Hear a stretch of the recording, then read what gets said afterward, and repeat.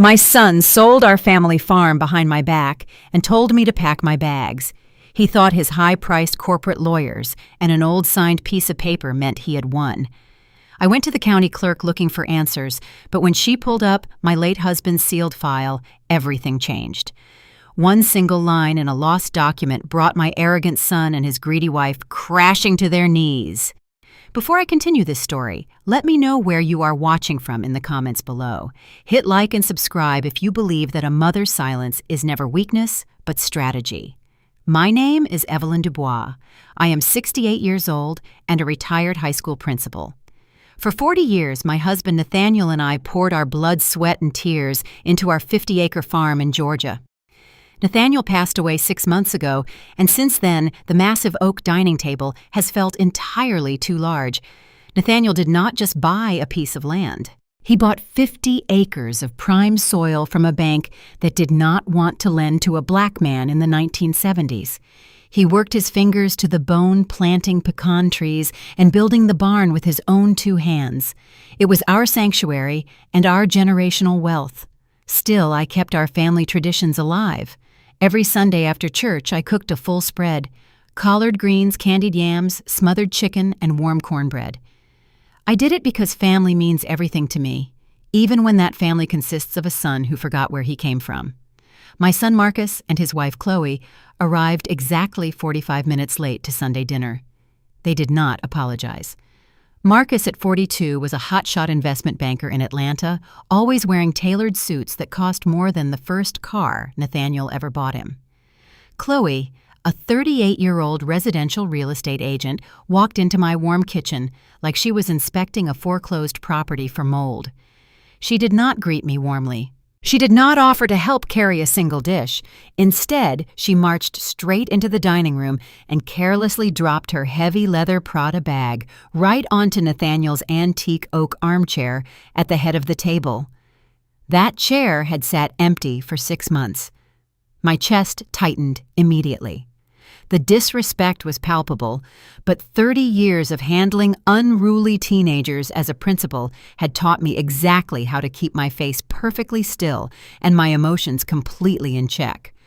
I brought the last bowl of gravy to the table and took my seat. "Let us bow our heads," I said quietly. Marcus sighed softly, a sound of pure impatience, while Chloe kept her eyes open, tapping her long manicured acrylic nails against her crystal water glass. As soon as the amen left my lips, Chloe reached for the smothered chicken. She did not take a bite.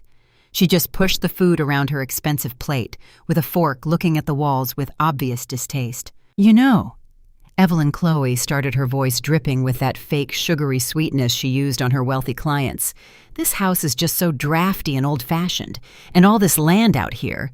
50 acres is an absolute nightmare to maintain for a woman your age. It is frankly irresponsible for you to be out here all alone. You need to be realistic about your limitations." I slowly wiped my mouth with my cloth napkin. "I am doing just fine, Chloe. The land is completely paid for. The taxes are current. This farm is our legacy, and I intend to keep it that way." "Legacy?" Marcus scoffed, finally looking up from his expensive smartphone. "Mom, this is just dirt. It is red Georgia clay. Legacy is a diversified stock portfolio. Legacy is liquid capital. You are sitting on a depreciating asset while struggling to clean the gutters every autumn. It is depressing to watch." I looked at my son, the boy I had carried in my womb. The boy Nathaniel had worked double shifts at the factory just to put through Morehouse College, so he would never have to struggle. "Nathaniel loved this dirt," I said, keeping my voice dangerously low and steady. "This dirt paid your college tuition, Marcus. This dirt gave you the foundation to become the man you are today." Chloe let out a short, breathy laugh that echoed terribly in the dining room. "Well, thank goodness Marcus is a financial expert who knows how to make tough decisions for the family, since you clearly cannot let go of the past." She reached into that oversized Prada bag, sitting disrespectfully on my dead husband's chair. She pulled out a thick manila envelope. Without a single hint of hesitation, she slid the heavy stack of legal papers right across the table, knocking directly into the antique gravy boat. A few drops of brown gravy spilled onto my pristine white lace tablecloth. I stared at the dark stain for a moment before looking down at the papers. The antique grandfather clock in the hallway ticked loudly, each sound echoing like a heavy hammer against my skull. I sold the farm. The words made absolutely no logical sense. How could you possibly sell a farm you do not own? I asked, my voice barely above a whisper. Marcus leaned forward, placing his elbows firmly on the table, acting like he was explaining basic math to a toddler. Dad knew he was sick. Mom. 5 years ago, when he had his first major heart scare, he signed a durable power of attorney granting me full executive control over his estate and his assets in the event of his passing. He knew you would be way too emotional to handle the complicated business side of things. He trusted me to maximize the financial value of his estate, and I did exactly that. $4.2 million is double the current market value. You should be thanking me. Chloe smiled a tight, predatory grin that made my blood run cold. We are taking a standard 20% management fee for brokering the deal, of course, but you will have plenty of money left over to pay for your little retirement home, Evelyn. We are doing you a massive favor. You are just too old and stubborn to see it right now. A lesser woman would have cried. A lesser woman would have screamed, flipped the dining table, or begged her only child for a shred of mercy. But I did not shed a single tear. I am Evelyn Dubois. I survived the segregated South. I built a respected career from absolutely nothing, and I buried the only man I ever loved. I was not about to let a spoiled, arrogant banker and his greedy wife break me in my own dining room. I calmly picked up the thick stack of legal papers. I flipped through the pages of the corporate contract. I read the developer clauses. I read the tight timelines. And then I flipped to the very final page. The notarized signature page of the power of attorney Marcus claimed gave him the ultimate right to sell my home behind my back. I traced my index finger over the blue ink of the notary stamp. The date on the official stamp was October 14th.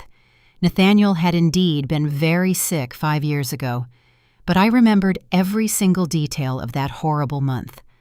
On October 14th of that year, my husband was lying in a medically induced coma at Emory University Hospital following a severe stroke.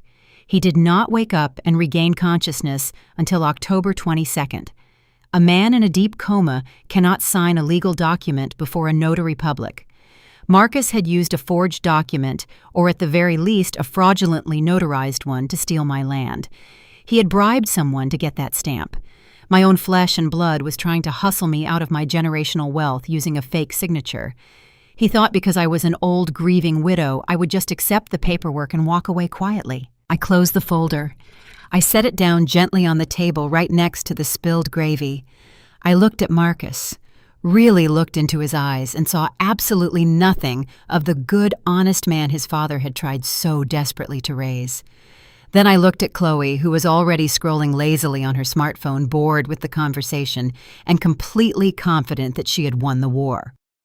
"Marcus," I said, my voice cutting through the heavy room like a cold steel blade, "I want you to listen to me very carefully right now.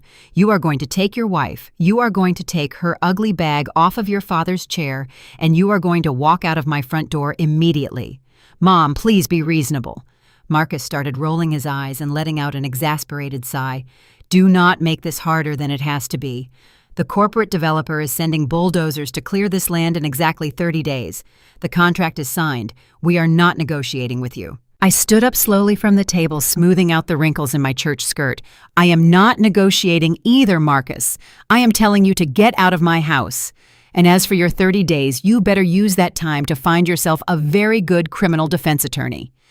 Because when I am done with you, you will not have a single dime left from that $4 million, and you certainly will not have your freedom. Now get out!" Chloe scoffed loudly, snatching her designer bag from the chair. "Come on, Marcus, let us go. She is just having a senior moment. She will call us crying tomorrow morning when reality finally sets in." They turned their backs on me and walked out of my house, the heavy wooden front door slamming shut behind them. I stood completely alone in the quiet dining room, smelling the dinner they refused to eat. I did not cry. Instead, I walked straight over to the hallway phone, picked up the heavy receiver, and dialed the number for the county clerk's office. My arrogant son wanted to play dirty corporate warfare with my legacy. He was about to learn the hard way that his mother wrote the rules of engagement. I stood in the quiet dining room long after Marcus and Chloe had driven away. The heavy front door had slammed shut, but the echo of their cruelty still hung in the air. The smell of the Sunday dinner I had cooked with such love now turned my stomach.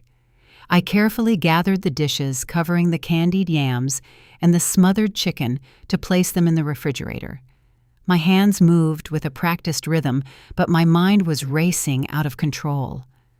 How could my own flesh and blood betray me like this? How could he look me directly in the eye and tell me he sold the very soil his father bled for? The silence of the old farmhouse was sharply broken by the harsh ringing of the telephone. It was my late husband's sister, Aunt Shirley. I picked up the receiver expecting a kind word of comfort.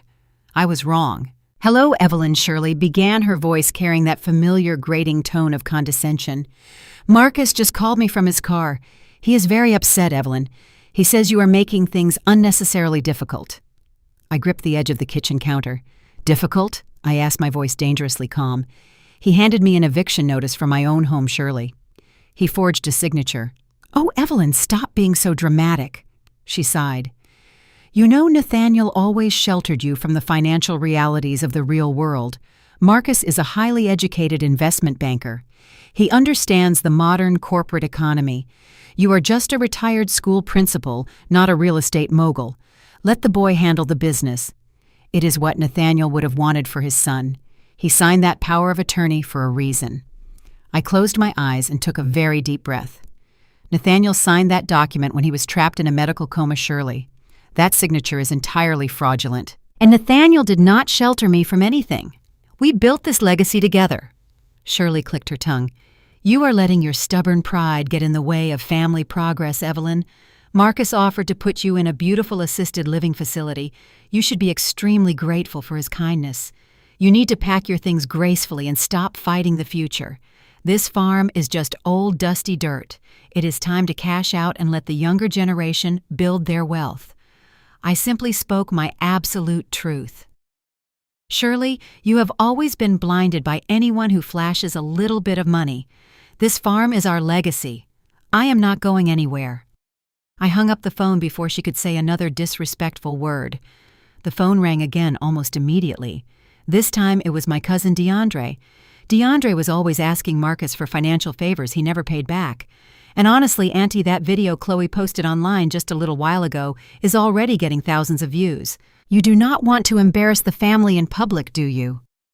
I frowned deeply, feeling a sudden cold chill creep down my spine. "What video, DeAndre? What exactly are you talking about?" "Oh, you have not seen it yet?" he asked, sounding slightly nervous now. Chloe posted a video on her social media showing off the farm and talking about the big sale. "You should check it out. Let Marcus do his thing. Love you." He hung up quickly. I walked very slowly over to the living room and sat down heavily on the floral sofa. I reached for my tablet on the coffee table and opened the social media application. I typed in Chloe's name with trembling fingers. Her public profile appeared instantly. Right there, at the very top of her page, was a brand new video posted just 2 hours ago. I clicked on it with a sense of mounting dread. Loud, trendy music blasted from the small tablet speakers.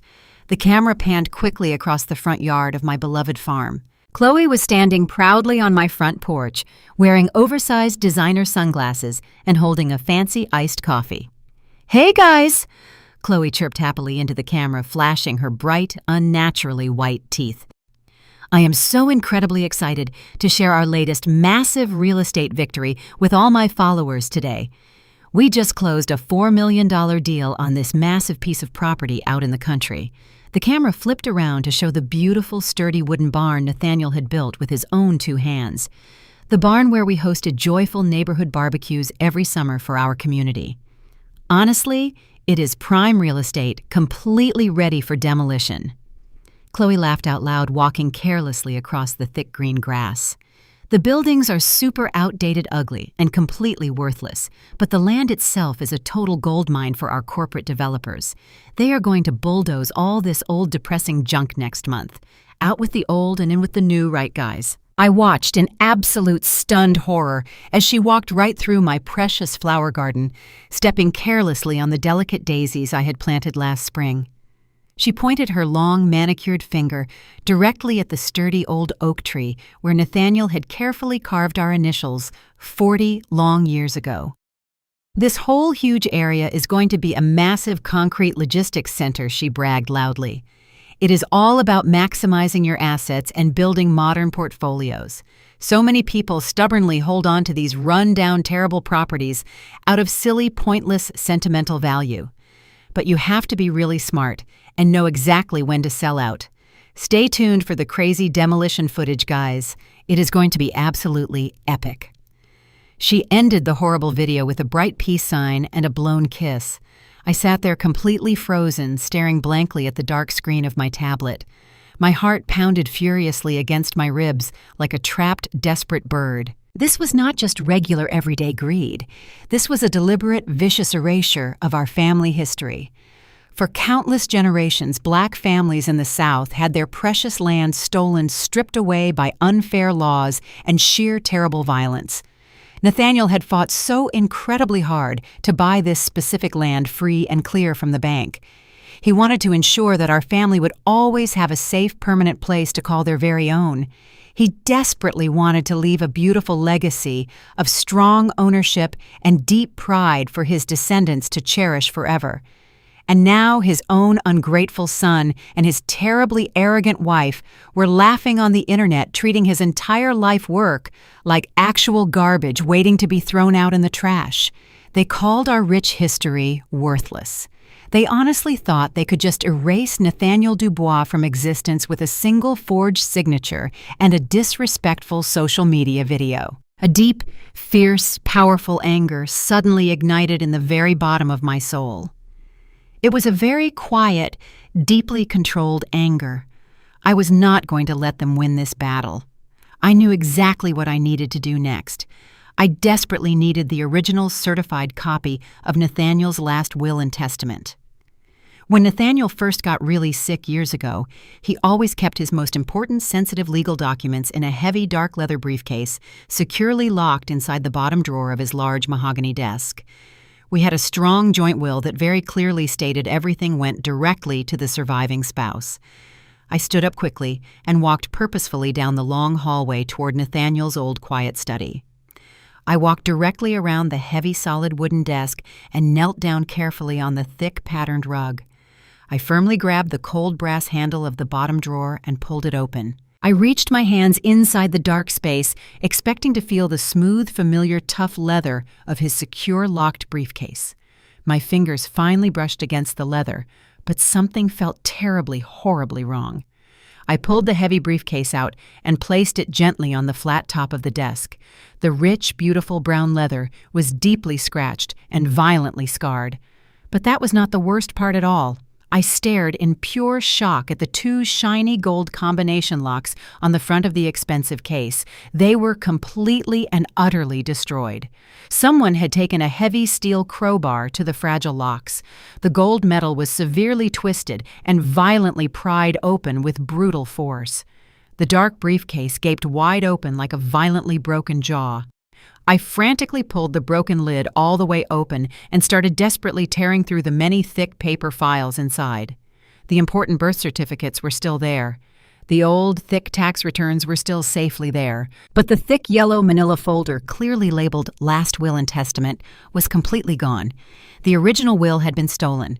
I was absolutely ready to fight for my beloved family legacy right now. The morning sun rose over the 50 acres of Georgia clay, but I felt absolutely no warmth. I had not slept a single wink the entire night. My mind had raced through every memory of my life with Nathaniel. I thought about the heavy sweat on his brow when he built our sturdy wooden barn. I thought about the deep calluses on his strong hands when he planted the large pecan orchard. And I thought about the violent destruction of his locked leather briefcase in his quiet study. My own son had betrayed me and stolen our generational legacy. I dressed very carefully that morning. I put on my best navy blue tailored suit. It was the exact same suit I wore when I addressed the local school board to demand better educational funding for my students. I pinned a small, elegant pearl brooch to my lapel. I put on my low-heeled, comfortable black shoes. A black woman of my age walking into a government building must look completely put together. We are never given the basic benefit of the doubt. We are always judged the very second we step through those heavy glass doors. I grabbed my sturdy leather handbag and my car keys. I walked out of my quiet farmhouse and locked the front door behind me. I got into my reliable sedan and started the engine. The drive to the county courthouse took exactly 45 minutes. I drove past the rolling green hills of our rural community and watched the landscape slowly change into the harsh, gray concrete of the bustling city. My hands gripped the steering wheel incredibly tightly. I refused to let any fear take root in my broken heart. Marcus truly thought he could easily intimidate me with his fancy corporate lawyers and his aggressive eviction notice. He foolishly assumed I would just lay down and accept my cruel fate. He severely underestimated the fierce determination of a mother protecting her family legacy. I pulled into the crowded parking lot of the county government building. Finding an empty parking space was difficult, but I remained incredibly patient. I finally parked my car and walked toward the imposing stone building. The county courthouse was a massive structure built with cold gray granite and tall, intimidating columns. It was deliberately designed to make ordinary citizens feel very small and entirely powerless. I walked up the wide concrete steps with my head held high. I pushed through the heavy metal doors and entered the busy lobby. The air inside was completely stale and smelled of cheap floor wax and old paper documents. I placed my handbag on the conveyor belt and walked through the loud metal detector. The armed security guard nodded at me, and I proceeded to the property records department on the second floor. I walked down the long, echoing hallway, listening to the sharp click of my shoes against the hard marble floor. I finally reached the large glass doors of the county clerk's office. I pushed them open and stepped into a chaotic room filled with bright fluorescent lights and rows of gray cubicles. There was a long counter at the very front, separated by thick, bulletproof plexiglass. Several people were waiting in uncomfortable plastic chairs. I took a small paper ticket from the red ticket dispenser and sat down quietly. I waited for over an hour. My back began to ache terribly, but I maintained my perfect posture. I watched the young clerks behind the counter, typing lazily on their computers and chatting loudly with each other. They seemed completely detached from the very real lives and properties they were handling every single day. Finally, the digital screen above the counter flashed my assigned number. I stood up gracefully and walked toward the designated window. Sitting on the other side of the scratched plexiglass was a young white man in his 20s. His plastic name tag read Tyler. He wore a wrinkled blue dress shirt and chewed loudly on a piece of bright pink bubble gum. He did not look up from his computer monitor when I approached the counter. "What do you need?" he asked in a dull, monotone voice, completely lacking any basic human respect. I stood tall and spoke clearly. "Good morning, Tyler. My name is Evelyn Dubois. I need to request the complete official property file and deed transfer records for my farm located at 704 Willow Creek Road. I need to see the exact legal documents that were filed regarding a recent commercial property sale." Tyler let out a loud, dramatic sigh and lazily typed the rural address into his keyboard. He popped a bubble with his gum and squinted at the bright computer screen. "Yeah, I cannot give you that," he said flatly. "The file is locked securely in the system." I frowned slightly, but kept my voice incredibly calm. "What exactly do you mean the file is locked, Tyler? I am the legal owner of that specific property. I have every constitutional right to view the public records concerning my own land." Tyler finally looked at me with a smirk full of pure, youthful arrogance. "Look, lady," he said, leaning back in his squeaky rolling chair. "The file has a rigid legal block placed on it. It was completely sealed by a high-powered corporate law firm out of Atlanta. The system says the transaction is fully protected under a confidential corporate development clause. You cannot see the deed, you cannot see the transfer documents, and you cannot get any printed copies. You need a direct court order from a judge to access this specific file. Now step aside so I can help the next person in line." I placed both of my hands firmly on the counter. "I am not stepping aside," I told him, my voice dropping to a very serious, authoritative register. "My son Marcus Dubois filed those papers fraudulently. He used a fake power of attorney. I am the surviving spouse, and I demand to see what was filed against my home." Tyler rolled his eyes dramatically and crossed his arms over his chest. "Lady, are you deaf or just confused?" he sneered aggressively. "I told you the file is restricted. Maybe your rich son knows exactly what he is doing, and you are just having memory problems. This happens all the time with elderly people. They forget they signed important things. Now move away from my window, or I am going to call the armed security guards to escort you out of the building." My blood boiled hot and fierce. The absolute audacity of this young boy talking down to me like I was a senile child was infuriating. I opened my mouth to deliver a severe verbal dressing down that he would never forget. But before I could speak, a sharp, authoritative voice rang out from the back office. "Tyler, you better shut your mouth and fix your horrible attitude right this second before I write you up for severe insubordination." I looked past Tyler and saw a tall, confident black woman marching toward the front counter. She wore a sharp maroon pantsuit and a beautiful patterned silk scarf. Her dark hair was styled in neat professional braids.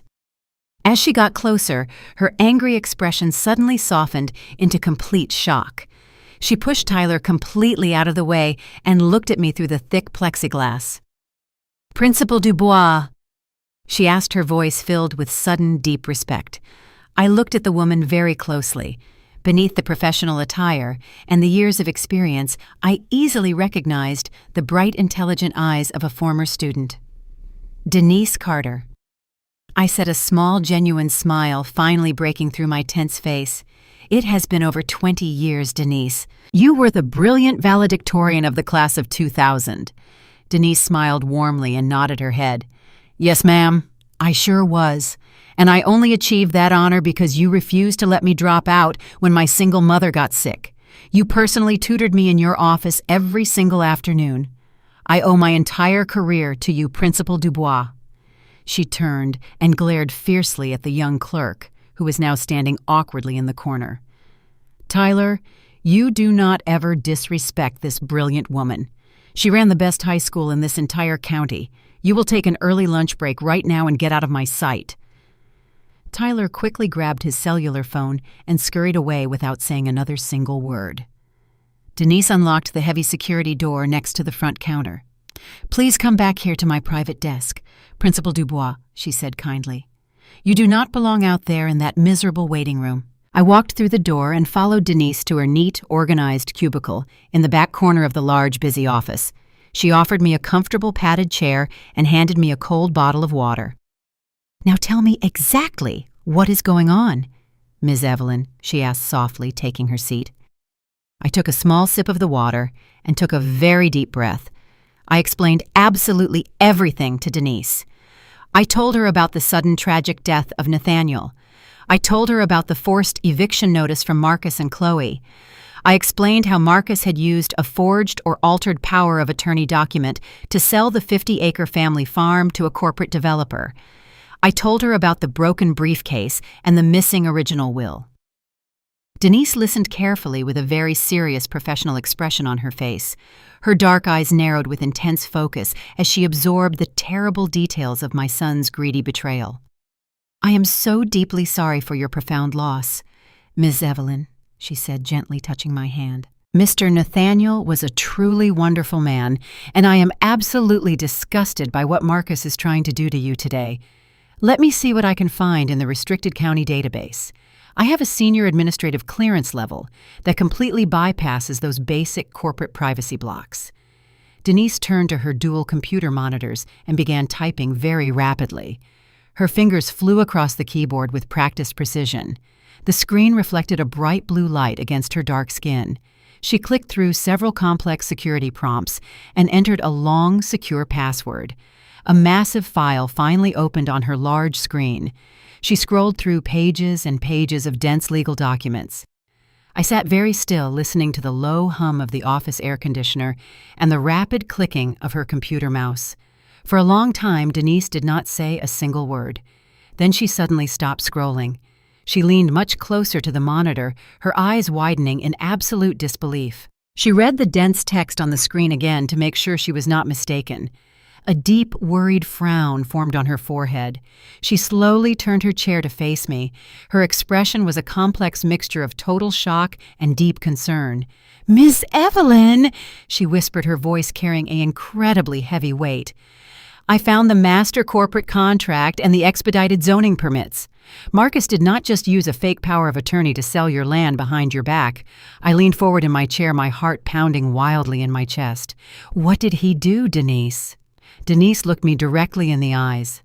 "Ms. Evelyn Marcus did not just sell the land. The developers demanded an immediate clear title to begin the massive commercial demolition. Because there was a pending probate flag on your husband's estate, Marcus had to legally guarantee the risky transaction himself to force the deal through the county system. He leveraged his own $2 million mansion in Buckhead as personal collateral to fast-track the zoning permits. Denise had exposed the depth of my son's betrayal. Marcus had leveraged his $2 million mansion to fast-track the destruction of his father's legacy. He was desperate. The corporate developers wanted this land immediately, and Marcus was bound by a contract. I knew he would try to force my hand, but I did not expect him to move this quickly. It was barely 8 o'clock the next morning when I heard the loud, terrifying rumble of heavy diesel engines echoing across my quiet property. I was standing at my kitchen sink washing my breakfast dishes. The antique teacup rattled against the porcelain basin. I looked out the window and saw a massive yellow bulldozer rolling aggressively down my long dirt driveway. Following right behind the heavy machinery was a sleek black luxury SUV. I dried my hands carefully on a simple cotton dish towel. My heart beat steadily in my chest. I did not panic. I smoothed out my dress and walked out onto my front porch to face the monsters trespassing on my land. The air was thick with diesel exhaust and red dust. The large yellow bulldozer came to a loud, screeching halt just 50 feet away from my beautiful wooden barn. 4 men wearing bright orange vests stepped out of a heavy work truck. Then the doors of the black SUV opened. Marcus stepped out, wearing a tailored gray suit that looked completely out of place on a farm. Chloe climbed out, wearing high-heeled boots and carrying a clipboard. She looked like a general surveying a conquered battlefield. They walked confidently toward my porch, ignoring the beautiful flower beds they were stepping on.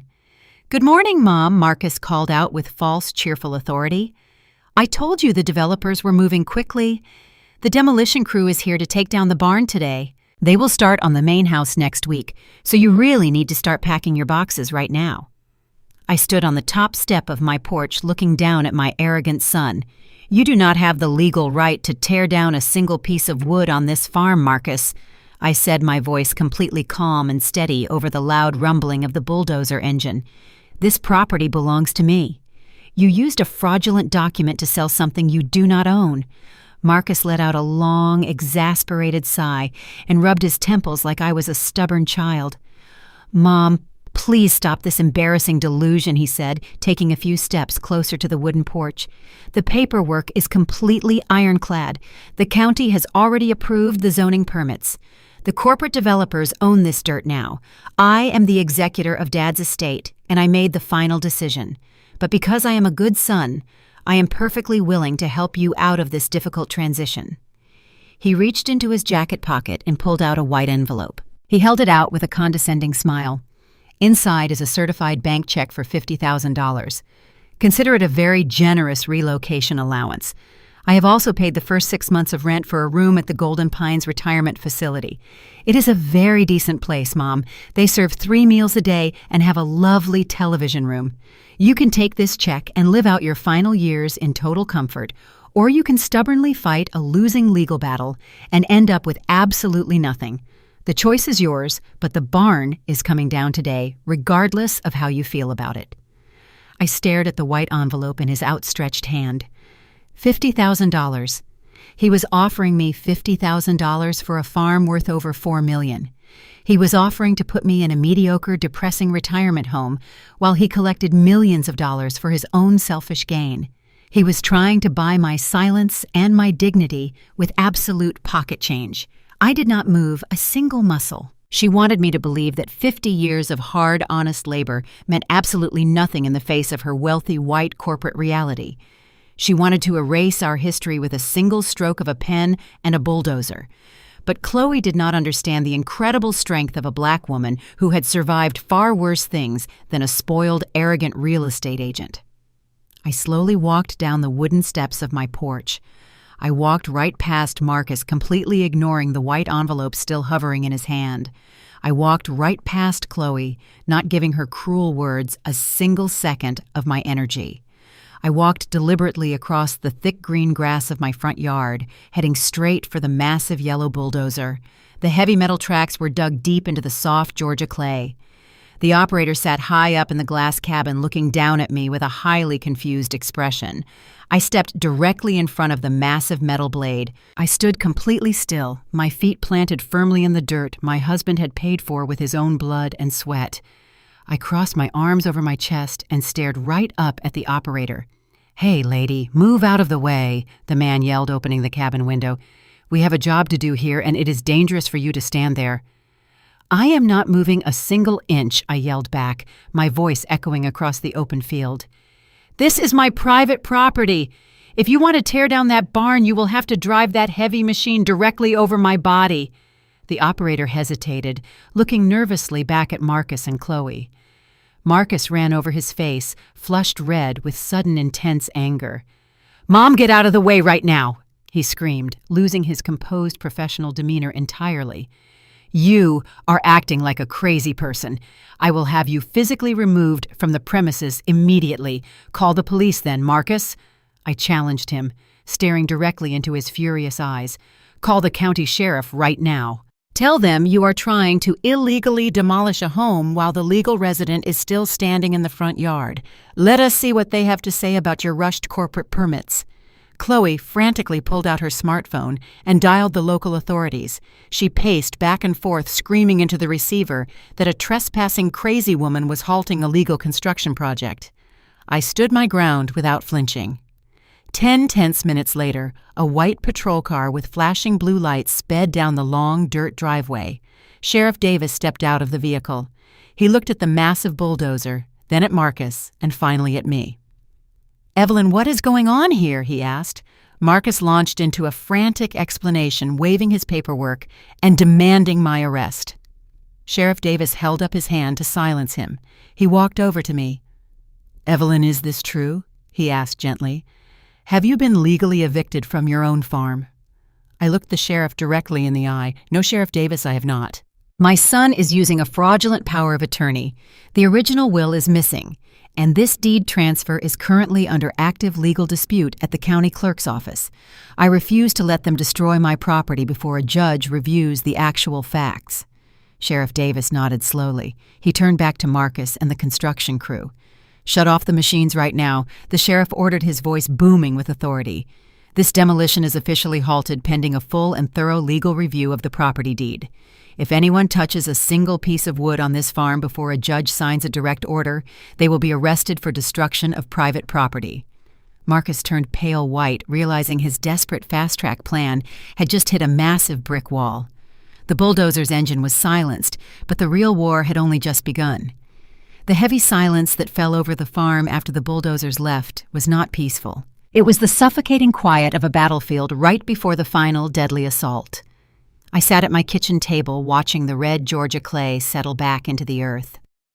Sheriff Davis had bought me a temporary reprieve, but I knew my son Marcus would not simply give up. He had leveraged his $2 million mansion to fast-track this corporate deal. His entire wealthy lifestyle was now hanging by a very thin thread. He was like a cornered animal, and cornered animals are incredibly dangerous. My intuition proved to be absolutely correct less than 2 hours later. A sleek silver sedan sped up my long dirt driveway, tossing up thick clouds of dust. A man in a sharp gray suit stepped out, holding a thick white envelope. He did not bother knocking on my front door. He just taped the heavy envelope directly to the wood and drove away as fast as he arrived. I walked out to the porch and tore the envelope from the door. It was a formal cease and desist order from a highly intimidating corporate law firm in Atlanta. The legal language was cold, brutal, and completely merciless. They were filing an emergency court injunction against me for illegally obstructing a commercial demolition project. The letter explicitly stated that if I did not vacate the premises within 24 hours, they would hold me personally liable for millions of dollars in corporate delay penalties. They were trying to completely bankrupt me. They wanted to strip away my dignity, my legacy, and every single penny I had to my name. I walked back inside and placed the menacing document on the kitchen counter right next to the cooling apple pie I had baked the day before. I did not start packing boxes. I did not call a moving company. I simply sat down in my husband's favorite armchair, folded my hands in my lap, and prayed. I prayed for strength, and I prayed for the absolute truth to finally come to light. Meanwhile, miles away in the cold concrete basement of the county courthouse, my former student, Denise Carter, was fighting her own fierce battle for my survival. Denise later told me exactly what happened down in those dusty, neglected archives. After discovering the rigid corporate block on my property file, she knew she could not fight Marcus directly through the digital system. His expensive lawyers had locked it down far too tightly. But Denise had worked in the property records division for 15 long years. She knew that every digital file had a physical paper trail. And she knew that when an older man like my husband, Nathaniel, updated his estate, he always insisted on filing physical paper copies. Denise spent her entire lunch break and then her afternoon coffee break down in the windowless basement. She ignored the nasty, condescending looks from her young, arrogant supervisor. She dug through heavy cardboard boxes filled with hundreds of property filings from the exact month my husband passed away. The basement smelled of mildew and old decaying paper. Her hands were covered in thick gray dust, but she refused to stop searching.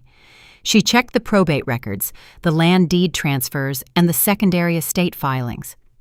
Box after box yielded absolutely nothing.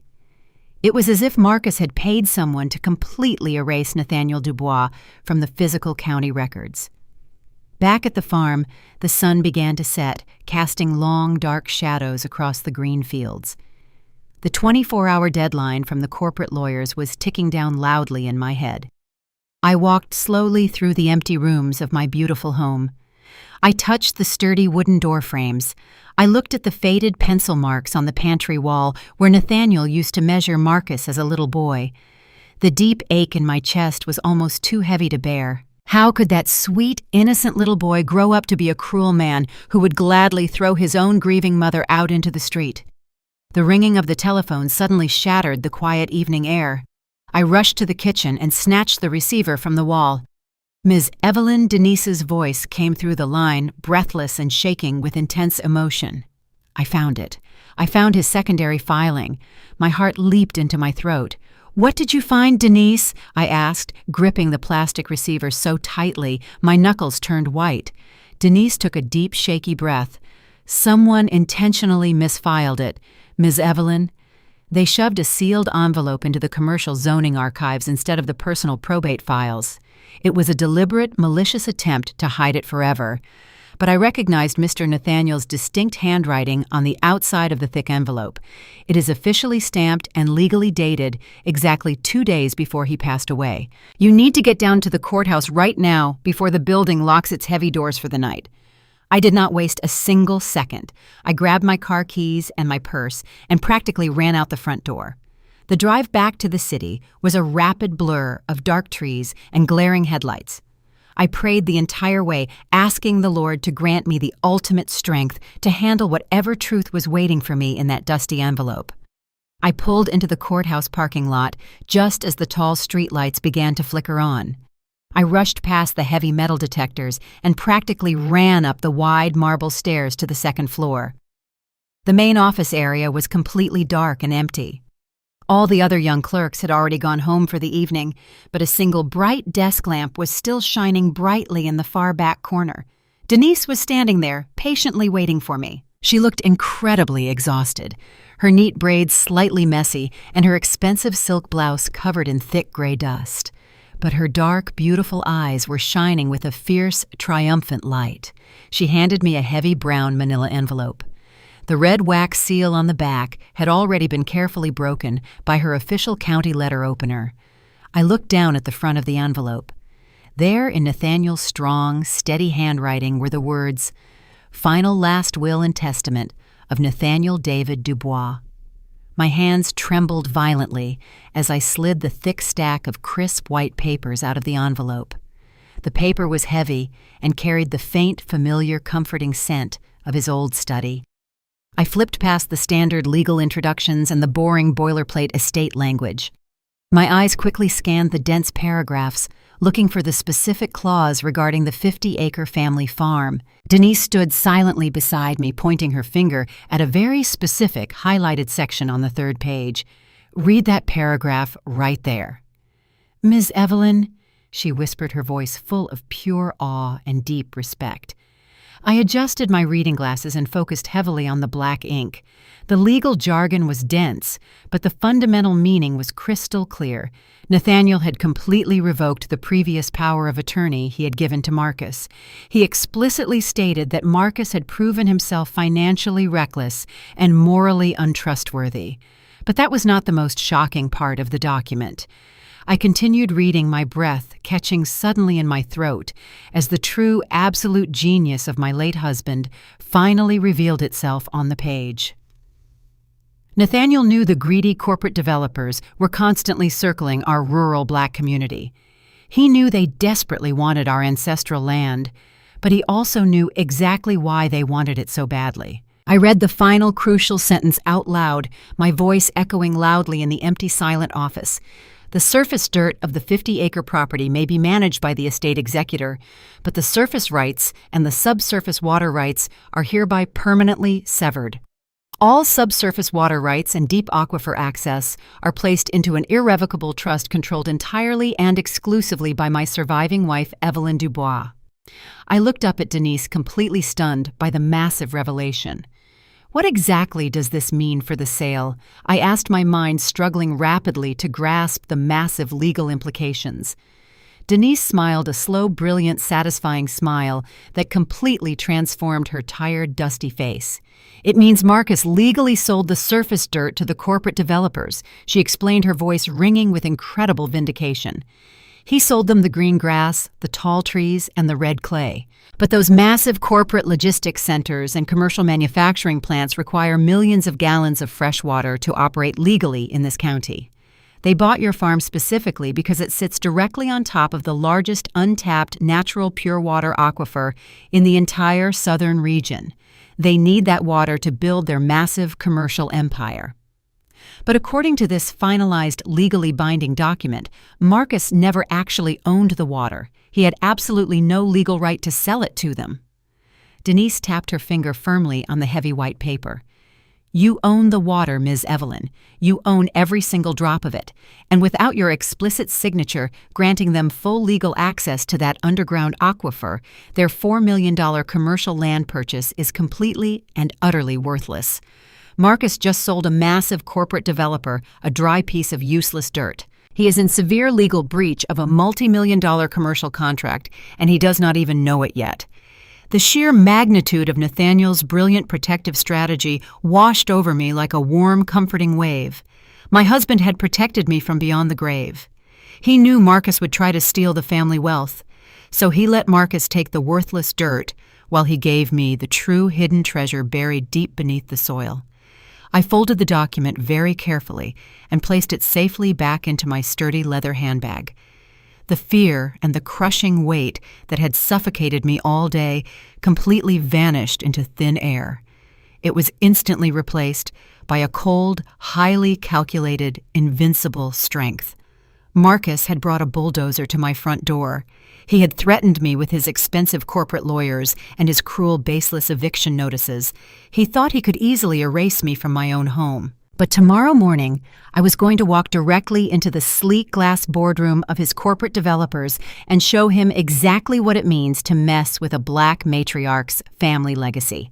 The painful battle for the surface was officially over. The brutal war for the water was just about to begin. The morning air in Atlanta was sharp and tasted like exhaust and ambition. I sat in the high-rise lobby of Vance & Associates, looking out through the massive glass windows at the city skyline. I felt like a small speck of dust in a world of steel and concrete, but I kept my back straight and my chin high. I was not here as a retired school principal today. I was here as the protector of the Dubois legacy. Camille Vance was a legend in the black legal community of Georgia. They called her the shark in the silk suit. When I finally walked into her corner office on the 40th floor, the view was breathtaking, but Camille was even more impressive. She was a dark-skinned woman with silver hair cropped short and eyes that could see through a brick wall. She did not offer me tea or small talk. She simply pointed to the leather chair and held out her hand for the documents Denise had found in the basement archives. Camille read in total silence for 20 minutes. The only sound in the room was the soft ticking of a heavy gold clock on her desk and the distant hum of the city below us. I watched her face carefully. I saw her eyebrows shoot up when she reached the third page. I saw a small predatory smile touch her lips when she read the clause about the severance of rights. She finally set the papers down and leaned back in her chair, looking at me with newfound respect. "Miss Evelyn, do you have any idea what your husband has done here?" she asked, her voice low and resonant. I took a deep breath. "I know he protected the water rights, Camille. I know he made sure Marcus could not touch the aquifer." Camille chuckled a cold, dry sound that made me feel more powerful than I had in weeks.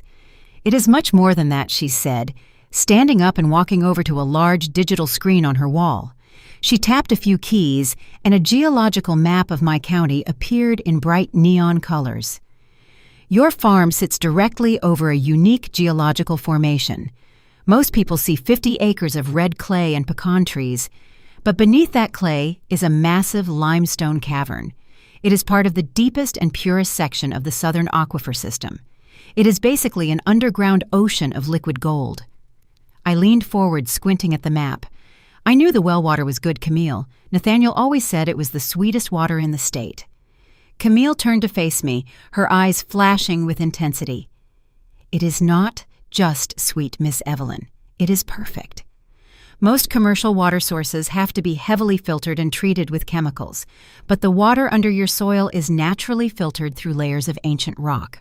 It is ready for bottling the second it hits the surface. Why do you think a massive multinational developer like Apex Corp would pay $4.2 million for a farm that is 20 miles from the nearest interstate highway? They are not building a logistics center for trucks. They are not building warehouses for cheap consumer goods." That was the cover story Marcus fell for, because he is blinded by his own arrogance and greed. Apex Corp is a primary subsidiary of a global beverage conglomerate. They want to build a mega bottled water plant on your property. They intend to extract 60 million gallons of water a year from your land and sell it back to the public for $2 a bottle. They were planning to make billions of dollars off of your husband's hard work. The weight of her words hit me like a physical blow. My son had not just tried to sell my home. He had tried to sell the very lifeblood of our community to a faceless corporation for a tiny fraction of its true value. He had been so eager to get his $4 million commission that he never stopped to ask why they were so willing to pay it. He thought he was the smartest man in the room, but he was actually the easiest mark on the board. Camille walked back to her desk and tapped the finalized will. "Your husband, Nathaniel, was a visionary, Ms. Evelyn. He saw this coming 20 years ago. He knew that one day water would be more valuable than oil. He knew that as the climate changed and the cities grew, the people with the pure water would hold all the power. And he knew his son.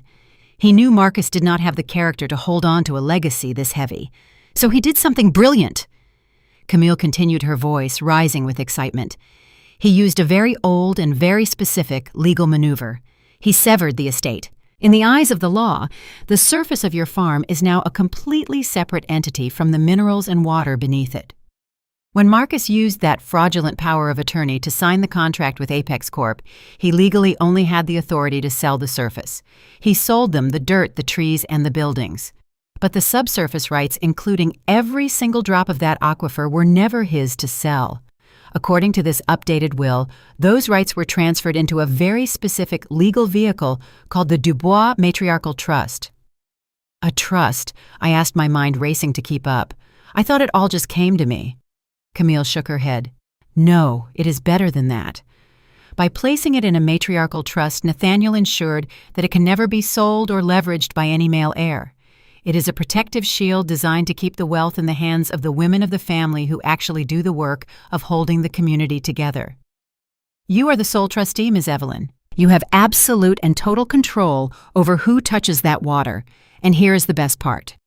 Apex Corp has already spent millions of dollars on engineering plans, environmental impact studies, and heavy machinery based on the assumption that they own the water. They have a signed contract with Marcus that guarantees them full access to all resources on the property. I looked at Camille as the final piece of the puzzle clicked into place. So if Marcus cannot deliver the water rights, he is in breach of contract. Camille smiled, and it was the scariest thing I had ever seen. He is in massive breach of contract, Ms. Evelyn. Apex Corp is not a friendly neighborhood business. They are a cutthroat international machine. Their contract likely has a liquidated damages clause. If Marcus failed to disclose that he did not own the water rights, he has committed civil fraud against a multi-billion-dollar corporation. They will not just take his $4 million back. They will sue him for every single penny he has ever earned. They will take his mansion in Buckhead. They will take his luxury cars. They will take his wife Chloe's jewelry and her designer bags. They will leave him with absolutely nothing but a mountain of legal debt and a potential prison sentence for real estate fraud. I sat back in the chair, feeling a strange mixture of triumph and profound sadness. I did not want to destroy my son. I had spent 40 years trying to build him up. I had prayed for him and sacrificed for him, but Marcus had made his choice when he threw my dinner on the table and handed me an eviction notice. He had made his choice when he called our family history a myth and tried to put me in a mediocre retirement home so he could buy a bigger life for himself. He had invited the wolves to my door, and now those same wolves were about to turn on him.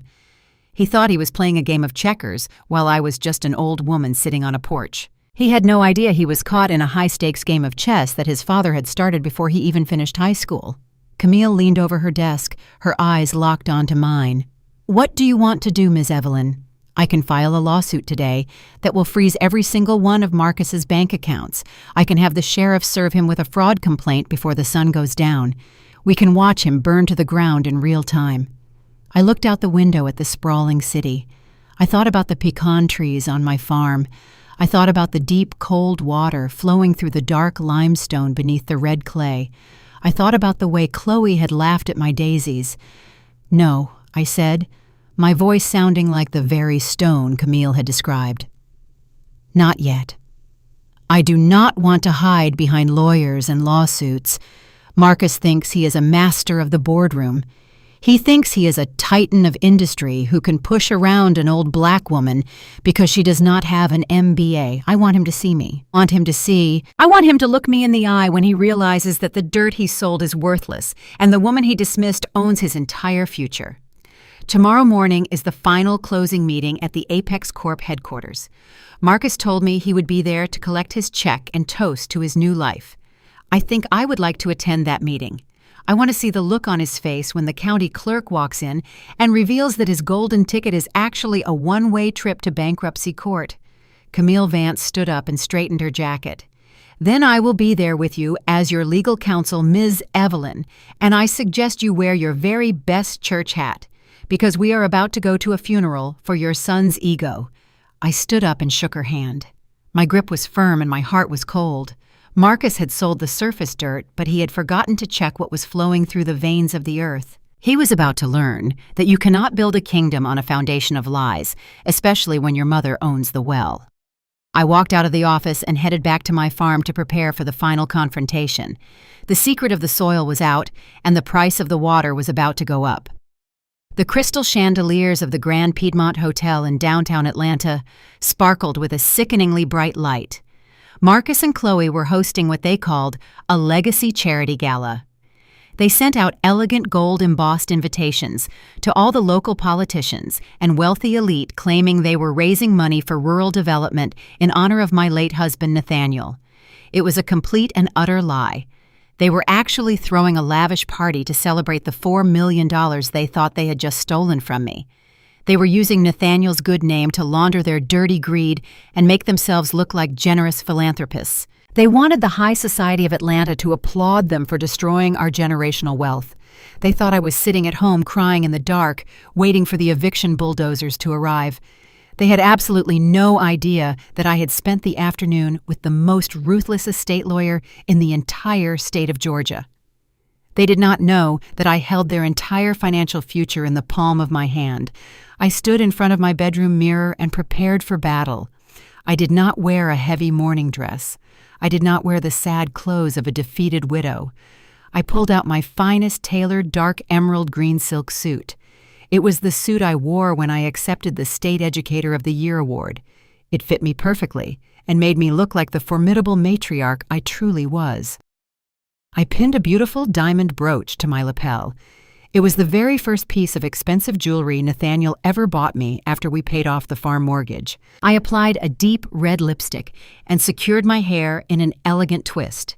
I slipped my feet into sensible but stylish black heels.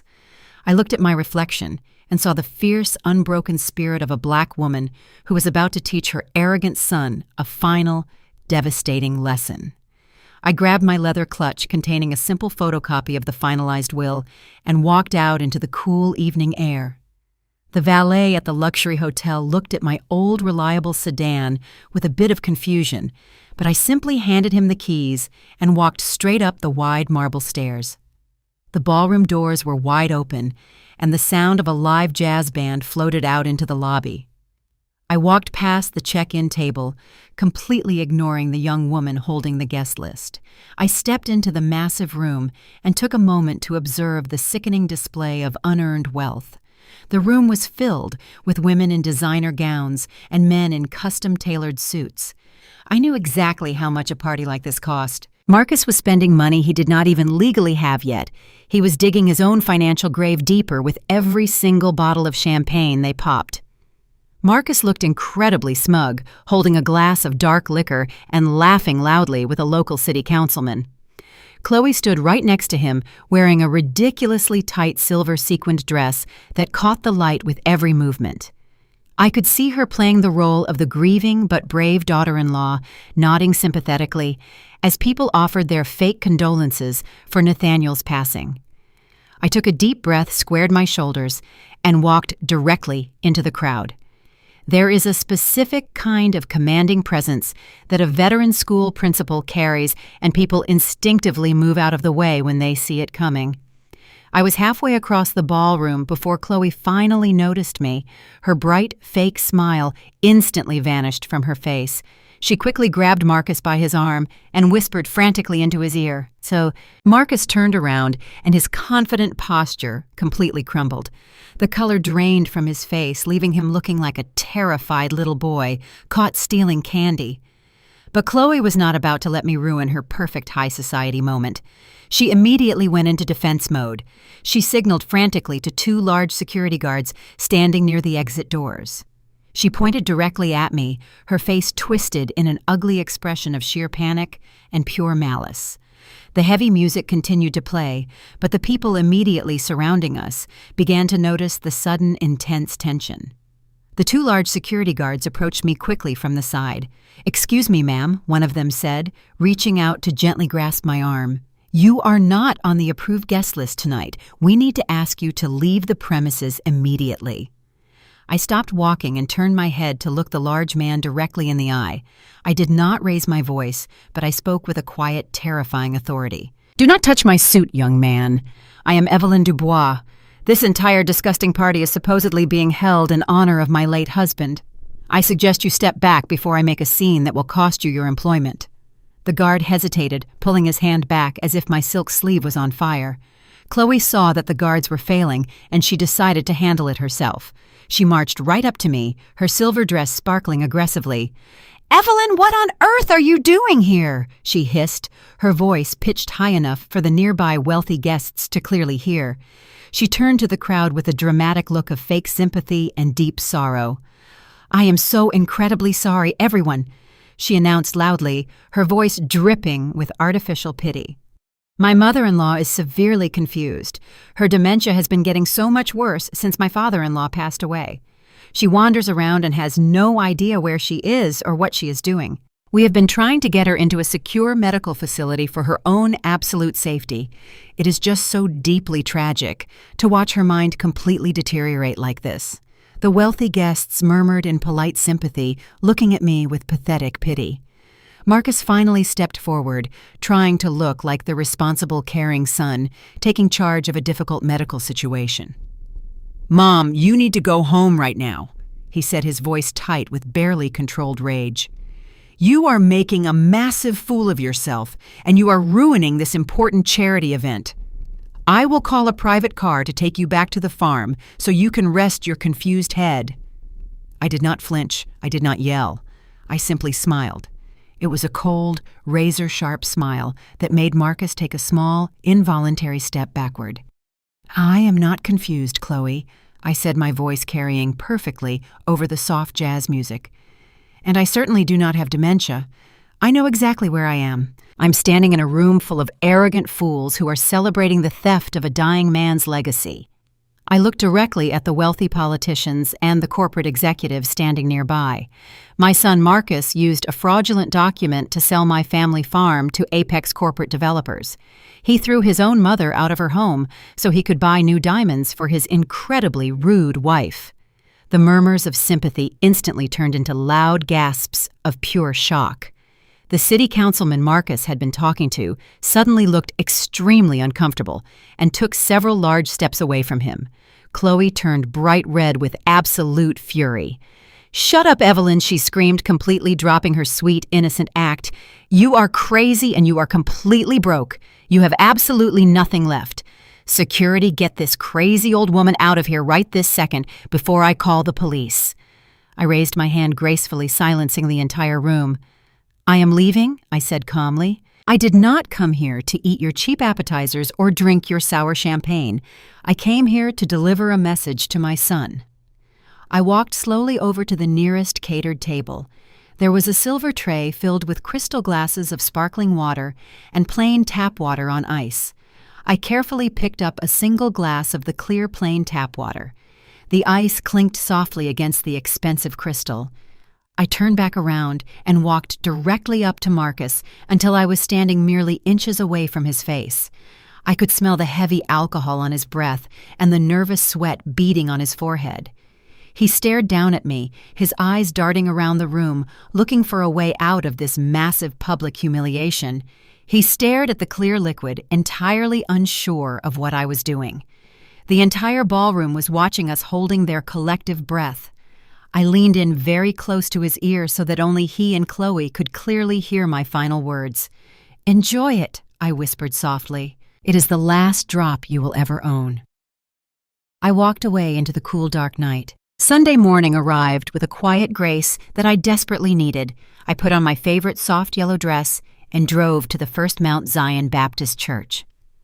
The sanctuary was filled with the comforting sounds of the choir singing old familiar hymns.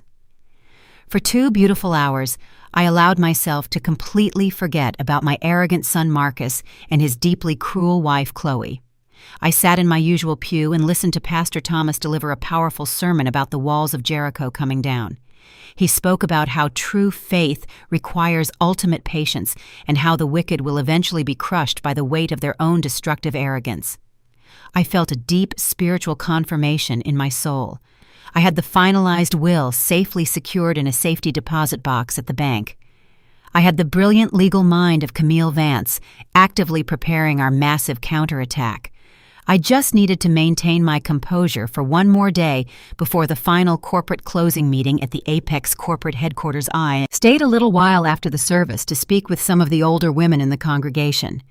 They hugged me tightly and offered their deepest condolences for my late husband, Nathaniel. I smiled warmly and thanked them for their kind prayers. I felt spiritually renewed and mentally prepared to face whatever minor obstacles my son might try to throw my way. I walked out into the bright afternoon sunlight and drove slowly back to the 50-acre farm I was expecting, a quiet afternoon of reading my Bible and drinking sweet tea on the front porch. I was absolutely not expecting to see a massive rusted box truck parked illegally across my beautiful front lawn.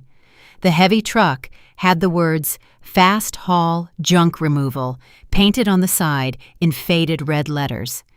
The back doors were wide open, and a thick metal ramp rested roughly on my front porch steps, crushing the wooden railing. 3 large men wearing dirty gray shirts were marching in and out of my front door, carrying my personal belongings. Parked my car at the end of the driveway and simply sat there for a long moment watching this horrific violation of my private sanctuary. I watched one of the men casually toss Nathaniel's favorite worn leather recliner into the dark back of the truck. I saw another man carrying out boxes filled with my expensive winter coats and my delicate antique porcelain dishes. My chest tightened with a sudden sharp pain. The normal, natural reaction would be to run out of the car screaming and demanding that they drop my things immediately. Any other woman would have called the police in a state of absolute hysterical panic. But I am not any other woman, and I certainly was not going to let Chloe see me break. I took a very deep breath and unlocked my smartphone. I opened the video camera application and pressed the bright red record button. I slowly stepped out of my car, keeping the camera completely steady. I walked up the driveway, filming the license plate of the junk removal truck I filmed the company, logo, and the damaged wooden railing on my porch. I walked right up to the men who were currently struggling to carry my heavy, solid oak dining table out the front door. "Excuse me, gentlemen," I said, my voice incredibly calm and perfectly pleasant. The 2 men stopped walking and looked at me with heavy sweat dripping down their faces. "Hello, lady." One of the men grunted, shifting the heavy weight of the wooden table. "We are almost done clearing out this old junk for the new development project." I kept the camera focused squarely on their faces. "Who exactly hired you to remove these items from my private residence?" I asked, maintaining a steady, polite tone. The man wiped his forehead with the back of his dirty hand. "A lady named Chloe Dubois called us late last night," he explained, oblivious to the massive legal trouble he was in. "She paid us $2,000 in cash to come out here while the house was completely empty and haul everything straight to the county dump. She said the property was condemned, and the old lady who lived here had already been relocated to a nursing home facility." I nodded slowly, making absolutely sure the camera captured every single word of his confession. "Did she happen to give you a signed legal eviction notice or a court order granting her permission to authorize the complete destruction of my personal property?" I asked. The man frowned, looking slightly confused and suddenly very nervous. "No, lady," he stammered. "She just gave us the cash and the gate code. She said she was the legal owner." I smiled a very tight, humorless smile. "Well, gentlemen, I am the legal owner of this home, and I have not been relocated to a nursing home. You are currently participating in the illegal eviction of a senior citizen and the grand theft of personal property.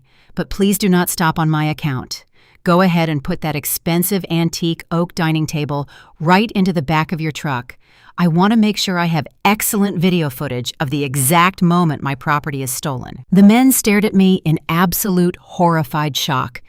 They quickly set the heavy table down on the grass and backed away with their hands raised in the air. "We do not want any serious legal trouble, lady," the supervisor stammered, looking terrified. "We will put everything back right now." I shook my head and kept recording. "No, you have already caused extensive structural damage to the front porch, and you have already destroyed several irreplaceable antique items inside the truck. Leave the items exactly where they are and leave my property immediately. I will be naming your company in the massive civil lawsuit my attorney is filing tomorrow morning." The men did not argue. They practically ran to the cab of their dirty truck, started the loud diesel engine, and sped down the long dirt driveway, leaving half of my furniture sitting out on the front lawn. I stopped recording and saved the long, high-definition video safely to my cloud storage account. I walked through the open front door and surveyed the massive damage. The living room was completely empty. My beautiful Persian rugs were gone. The bookshelves were completely cleared out. Chloe had truly tried to strip away every single piece of comfort and dignity I possessed. She wanted me to return from Sunday service and find my entire life violently erased. She wanted me to feel entirely powerless, but she had just handed me the ultimate weapon to completely destroy her. Camille Vance had warned me that Chloe might try something incredibly desperate and stupid. Camille said that if they damaged the property, they would be strictly liable for massive financial penalties by illegally hiring a junk crew without a formal court order.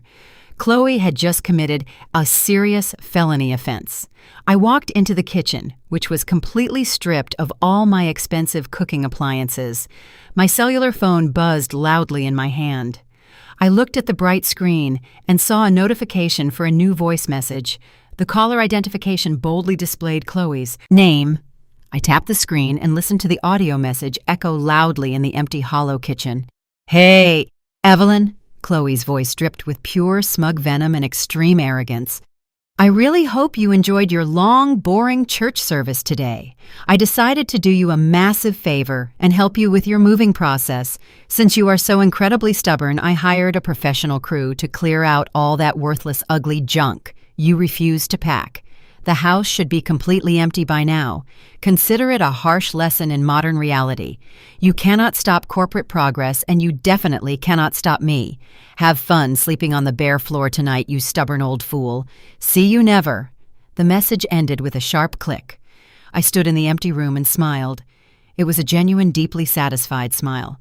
Chloe was incredibly arrogant, but she was also remarkably foolish. She had just provided a recorded confession of a serious crime directly to the primary victim. I did not call Marcus to complain. I did not call the local police department just yet. I opened my email application and attached the high-definition video of the frightened junk removal crew. Then I attached the incredibly cruel voice message from Chloe. I typed out a quick, polite message and addressed the email directly to Sarah Jenkins. Sarah was a former student of mine who is now the lead investigative journalist for the biggest local television news station in the entire county. I pressed send and watched the confirmation appear on the screen. I made them famous early tonight. The morning of the final closing meeting was crisp and unseasonably cool. For a Georgia spring, I wore my dark navy business suit and a string of authentic pearls that Nathaniel had given me for our 20th wedding anniversary. I did not dress for a funeral today. I dressed for a corporate execution. I parked my car in the visitor lot of the massive Apex Corporate Developers headquarters in downtown Atlanta. The building was a towering monument to modern greed, constructed entirely of cold steel and reflective dark glass. It was the kind of place designed to make ordinary, hard-working people feel small and completely insignificant. But I felt absolutely no fear. I stood by the grand entrance and waited exactly 3 minutes before my heavy cavalry arrived. Camille Vance pulled up in a sleek black town car, wearing a sharp charcoal blazer and carrying a thick leather briefcase. Denise Carter arrived right behind her. In her official county vehicle, wearing her official government badge prominently displayed on her jacket. We did not exchange any nervous small talk. We simply nodded at each other, united by a singular, righteous purpose. We walked through the heavy revolving glass doors, moving together in a tight, formidable formation. The grand lobby was filled with young executives rushing around with expensive coffee cups, but our presence demanded immediate, absolute respect. We bypassed the main reception desk completely and walked directly toward the private executive elevators. Camille swiped a temporary guest pass she had acquired through her extensive legal connections, and we stepped into the polished chrome elevator car. The ride up to the 50th floor was completely silent. My heart beat with a steady, powerful rhythm. I thought about the massive yellow bulldozer tearing up my front lawn. I thought about the cruel voicemail Chloe had left me trying to erase my entire history with a junk removal crew, and I thought about my son Marcus standing in this very building, ready to trade his father's blood, sweat, and tears for a temporary taste of corporate glory. The elevator doors slid open with a soft chime revealing a plush reception area with thick white carpet and a massive marble desk. The executive assistant looked up in surprise as the three of us marched right past her desk without stopping. "Mom, you cannot go back there," she called out, standing up quickly from her chair. Camille did not even bother to look back. "We are here for the—" "We are," Dubois closing, she stated in a voice that left absolutely no room for debate. We reached the end of the long hallway and stopped in front of a massive set of frosted glass double doors. I could clearly hear the muffled sounds of loud laughter and the clinking of expensive crystal glasses coming from inside the boardroom Marcus was celebrating his false victory. They were drinking a toast to my supposed destruction. I placed my hand flat against the cold, heavy glass. I took one final deep breath, gathering the strength of every single black woman who had ever been pushed aside, ignored, or stolen from. Then I pushed the heavy doors wide open. The grand executive boardroom was bathed in bright natural light from the floor-to-ceiling windows, overlooking the sprawling city skyline. A massive polished mahogany table dominated the center of the room. Sitting at the head of the table was Richard Sterling, the billionaire chief executive officer of Apex Corp. He was a tall, older white man with perfectly styled silver hair and a custom-tailored suit. Marcus was sitting directly to his right, leaning back in his plush leather chair, holding a glass of expensive champagne. Chloe was sitting next to Marcus, wearing a bright red designer dress that screamed for attention.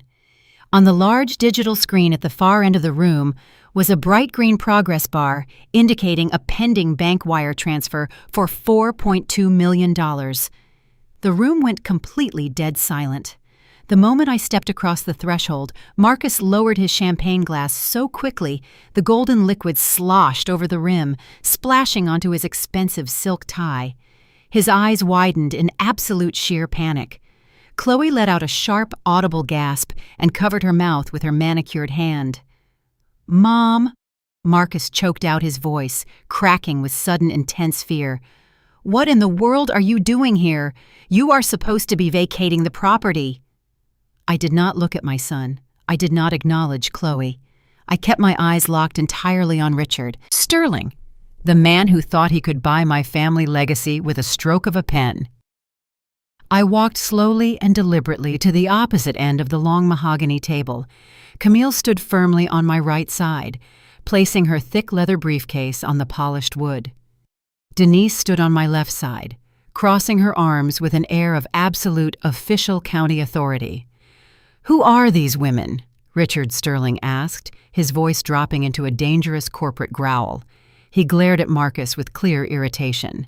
"Marcus, I specifically asked for a closed, confidential meeting to finalize this massive wire transfer.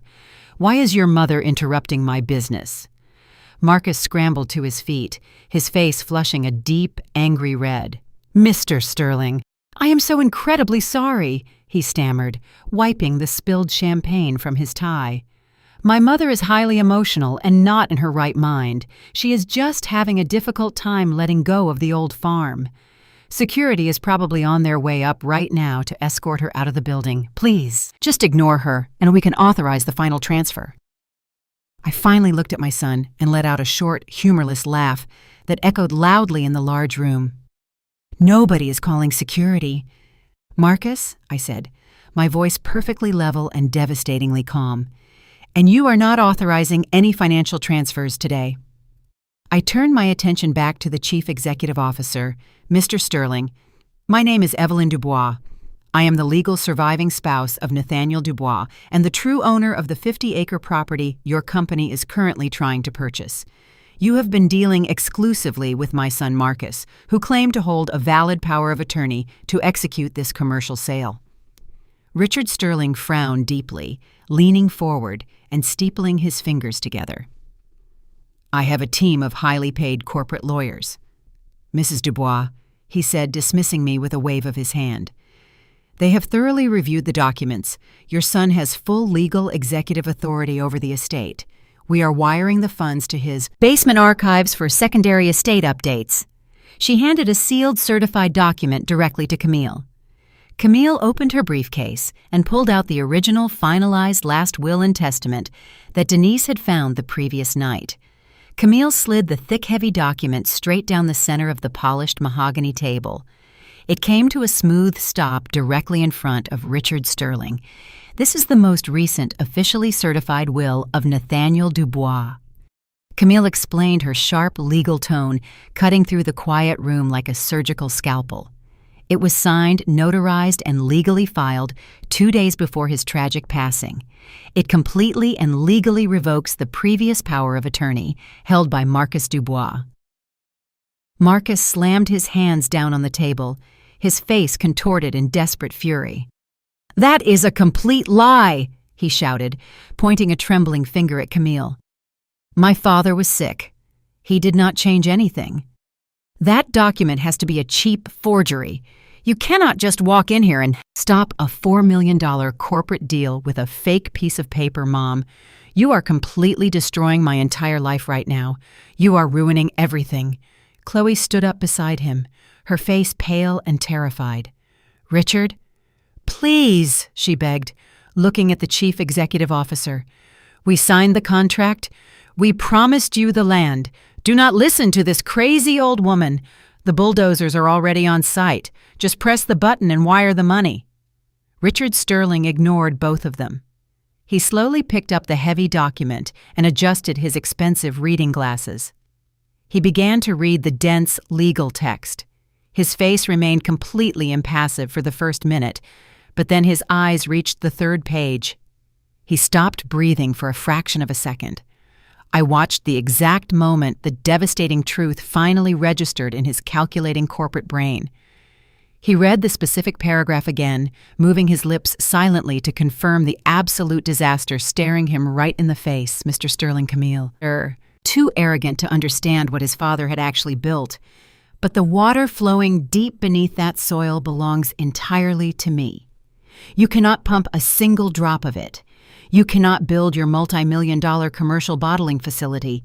And you cannot touch my underground aquifer without my explicit legal signature." The silence in the boardroom was absolute and incredibly heavy.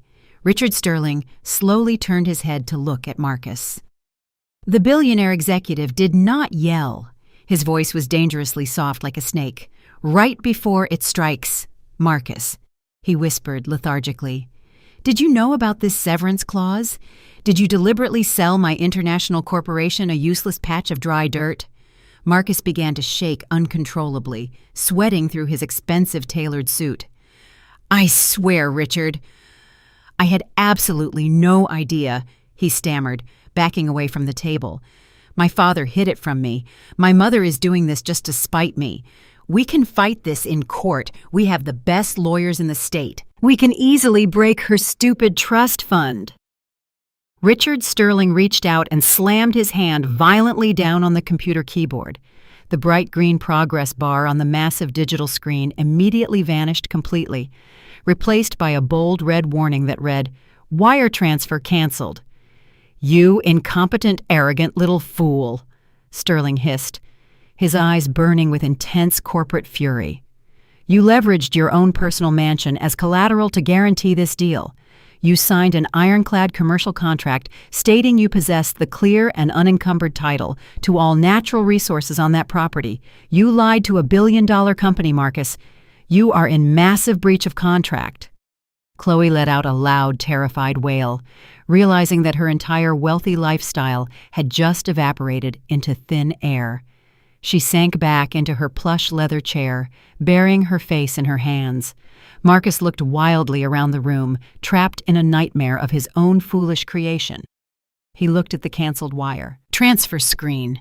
He looked at the furious billionaire, CEO, and finally he looked at me, his mother, the woman he had tried to throw away like garbage. "Mom, please," he begged, his voice breaking into a pathetic whine. "Please sign the water rights over to them. If you do not sign it, they are going to take my house. They are going to take absolutely everything I own. I will go to federal prison for commercial fraud. Please do not do this to your only son." I stood perfectly still, my posture unbroken, my dignity entirely intact. I looked at the boy I had raised and felt a deep, profound sorrow. but absolutely no pity. "You did this to yourself, Marcus," I said softly, turning away from the table. "You tried to bury me, but you forgot that I own the soil." "Let us go, ladies," I told Camille and Denise. We walked out of the glass boardroom, leaving Marcus to face the absolute devastating wrath of the corporate wolves he had invited into our home. The heavy wooden doors closed firmly behind us, shutting off his frantic pleading cries forever. The walk from the heavy wooden doors of the executive boardroom to the plush carpeted hallway felt incredibly different now. The silence of the 50th floor was no longer the intimidating silence of corporate power, but the quiet aftermath of a massive storm. Camille pressed the elevator button, and we waited in peaceful stillness. Denise let out a long breath she had been holding and smiled at me. We rode the elevator down to the main lobby without saying a single word, because true victory does not require loud celebration. When the doors opened to the bright, bustling lobby, I felt a sudden desire for a warm drink. There was a high-end coffee shop located right next to the massive glass entrance of the Apex corporate building. I invited Camille and Denise to join me for a moment of quiet reflection before we drove back out to the country. We walked over to the marble counter and ordered 3 dark roast coffees. The young barista handed me a warm ceramic mug. I wrapped my hands around the comforting heat and found a small table near the large front windows. We sat down and watched the busy city traffic moving outside the glass. Less than 5 minutes later, the private executive elevator doors burst open with incredible force. Marcus sprinted out into the lobby, looking like a man running for his absolute life. His expensive tailored suit jacket was completely unbuttoned, and his silk tie was hanging loosely around his neck. His face was covered in a thick layer of desperate sweat. Chloe was struggling to keep up with him, her high heels clicking frantically against the polished marble floor. Marcus scanned the massive lobby with wild, panicked eyes until he finally saw me sitting peacefully at the coffee shop table. He charged across the room, completely ignoring the strange looks from the wealthy corporate employees standing nearby. "The water belongs to the Dubois Matriarchal Trust, and it will remain there forever."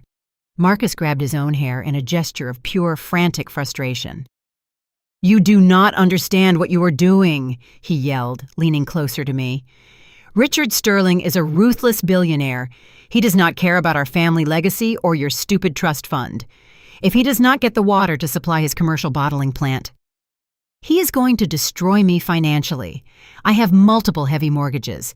I used my $2 million mansion in Buckhead as direct collateral to push this expedited zoning deal through the county system. If this corporate contract fails, I lose my house, I lose my luxury cars, and my entire career in investment banking is completely over.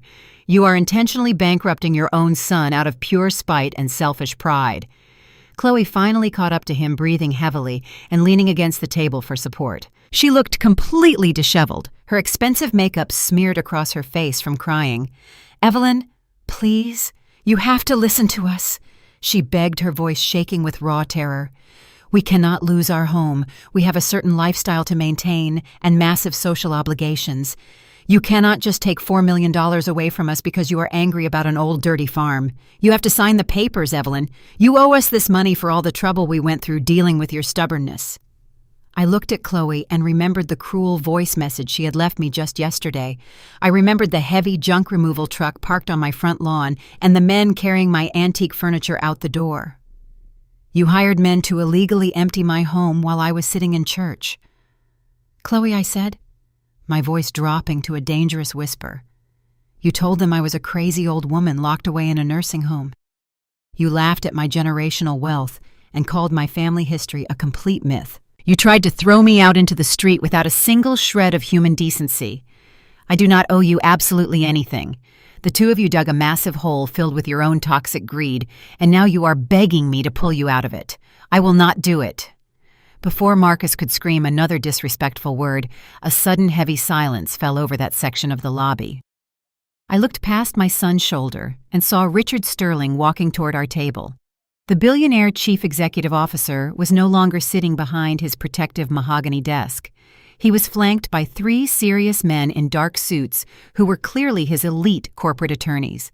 Sterling moved with the cold, predatory grace of a great white shark, sensing blood in the water. The busy lobby activity seemed to freeze completely as the powerful executive approached us. Marcus turned around, and his face instantly lost every single drop of color. He looked like a man facing a firing squad. "Mr. Sterling, please," Marcus pleaded, holding his hands up in a desperate gesture of surrender. "Give me just 24 hours to sort out this massive misunderstanding. My mother is just confused about the complex legal paperwork.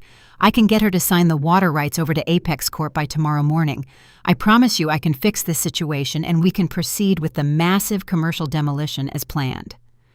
Richard Sterling stopped walking and stood completely still looking at Marcus with a mixture of absolute disgust and profound corporate fury. He did not yell. He spoke in a cold, calculating, monotone voice that was far more terrifying than any loud scream. "You are not going to fix anything," Marcus Sterling said, his eyes narrowing into dark slits. "I just had my legal team conduct a rapid emergency review of the finalized will your mother provided. The legal severance of the subsurface water rights is completely ironclad. Nathaniel Dubois locked that deep limestone aquifer into a matriarchal trust that is entirely immune to any outside corporate interference. Even if I deployed every single lawyer in this building, I could not legally force your mother to sell me a single drop of that water. She owns the vital resources required to operate my planned commercial bottling facility. You sold me a useless dry patch of rural dirt." Sterling slowly turned his cold gaze toward me. He looked at my tailored suit, my steady posture, and the confident expressions of Camille and Denise sitting beside me. "Mrs. Dubois," he said, nodding his head in a rare display of genuine respect. "Your husband was an incredibly brilliant legal strategist, and you are a highly formidable woman. I apologize for the blatant disrespect you experienced in my boardroom today. Apex Corp has absolutely no ongoing dispute with you or your legal trust. We recognize your absolute ownership of the water." I nodded my head slightly in silent acknowledgement. Sterling immediately turned his attention back to my trembling son, and all the respect instantly vanished from his face. "But I have a massive ongoing dispute with you, Marcus," he hissed, stepping closer until he was directly in his face. "You explicitly guaranteed a clear and unencumbered title to this commercial property. You signed a binding legal document stating you possess total executive authority over all natural resources on the land.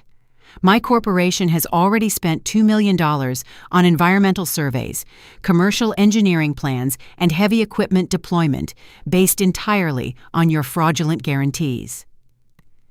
Marcus began to sob openly right there in the middle of the luxury corporate lobby. Tears streamed down his face and dripped onto his ruined silk tie. "Richard." I had no idea about the trust he cried, wiping his face with his shaking hands. "I did not mean to commit fraud. I just wanted to close the deal and make everyone rich. Please do not cancel the transaction. I will find another property for you. I will do whatever you want. Just please release the $4 million to my account so I can save my house." Sterling let out a harsh, cruel laugh that sent shivers down my spine. "Release the funds," he repeated, mocking my son's absolute desperation. "The $4.2 million wire transfer is permanently frozen. You will never see a single penny of that money, Marcus. But your massive financial problems are only just beginning. Since you intentionally misrepresented your ownership status and severely disrupted a major commercial development project, my legal team is immediately invoking the heavy penalty clause buried deep within your signed contract." Chloe gasped loudly, grabbing onto Marcus' arm as her legs threatened to give out. "Penalty clause," she whispered, her eyes wide with total horror. "What penalty clause?" Sterling smiled a terrible, ruthless smile that promised total destruction. "Section 4, paragraph 12 of your commercial real estate agreement," he stated, reciting the legal doom with perfect memory. "Any material breach of contract regarding the absolute ownership of the property resources triggers an immediate liquidated damages fine. Apex Corp is officially suing you for a $10 million breach of contract penalty, Marcus. And because you foolishly leveraged your personal mansion to fast-track the county permits, we are placing an immediate lien on your Buckhead estate. My lawyers will seize your house, your bank accounts, and your entire investment portfolio by the end of the business day." Marcus collapsed. He literally fell to his knees on the cold, hard marble floor of the lobby. He let out a loud, gut-wrenching wail of pure agony. His entire world was completely shattered into a million unfixable pieces. Chloe dropped to her knees beside him, sobbing hysterically, and screaming that her life was entirely ruined. The wealthy corporate employees in the lobby stopped and stared at the pathetic display of broken greed. They were witnessing the brutal, absolute downfall of a man who thought he could outsmart his own family. I looked down at my son, weeping uncontrollably on the floor. I did not feel any joy in his suffering, but I also did not feel any urge to save him. He had traded his soul for a seat at the corporate table, and now the corporate wolves were eating him alive. I stood up slowly from my chair and smoothed out my dark navy business suit. I picked up my leather clutch and my warm cup of coffee. Camille and Denise stood up beside me, their faces completely devoid of pity. I looked at Richard Sterling one last time. "Good day, Mr. Sterling," I said politely. "Good day, Mrs. Dubois," he replied, watching me with careful respect. I turned my back on my weeping son and his devastated wife. I walked slowly out of the heavy glass doors of the Apex corporate building and stepped out into the bright, warm Georgia sunshine. The air tasted incredibly sweet, and my family legacy was finally safe forever. The drive back to the country was incredibly peaceful. I watched the city skyline fade away in my rearview mirror. The heavy burden I had carried since my husband passed away was finally lifted from my shoulders. But while I was enjoying the quiet comfort of my farmhouse, a massive financial hurricane was touching down in Atlanta. Richard Sterling was not a man who made empty threats. When he promised to completely destroy Marcus, he meant every single word. Corporate lawyers move with terrifying speed when millions of dollars are on the line. By the time I finished drinking a glass of sweet tea on my front porch, the first domino had already fallen. Marcus had built his entire life on an unstable foundation of arrogance and borrowed money. It came to over $12,000. Chloe did not even blink. She casually handed over her heavy metal platinum credit card. The young woman swiped the card through the machine. The machine beeped loudly, displaying a bright red declined message. Chloe rolled her eyes and sighed loudly, blaming the store machine for being broken. She reached into her purse and pulled out a different gold credit card. The associate swiped the second card. It was also immediately declined. The polite smile on the sales associate's face began to fade. Chloe started to panic, her face turning a bright, embarrassing shade of red. She tried a third card and then a fourth. Every single bank account tied to her name was completely frozen. The corporate lawyers had moved swiftly to secure their assets. Chloe had to leave all her expensive items on the counter and walk out of the store empty-handed. She suffered the ultimate public humiliation in front of the wealthy women she desperately tried to impress. While Chloe was running out of the boutique, Marcus was sitting in his large, empty office, staring blankly at his computer screen. His cellular phone began to ring incessantly. It was the president of his primary lending bank. The bank had just received formal notice of the $10 million breach of contract lawsuit filed by Apex corporate developers. Financial institutions do not take massive liability risks with mid-level investment bankers. Because Marcus had foolishly used his $2 million Buckhead mansion as direct collateral to fast-track the county zoning permits, he was entirely exposed. The bank president informed Marcus that they were officially calling in his massive mortgage loan effective immediately. He had exactly 48 hours to produce the entire remaining balance of the house, or they would begin immediate foreclosure proceedings. Marcus begged and pleaded with the bank president. He promised he could secure the funds. He promised he could fix the broken real estate deal. But his words were completely useless. The bank president hung up the phone, leaving Marcus sitting in absolute terrifying silence. His entire fabricated world was collapsing right on top of his head.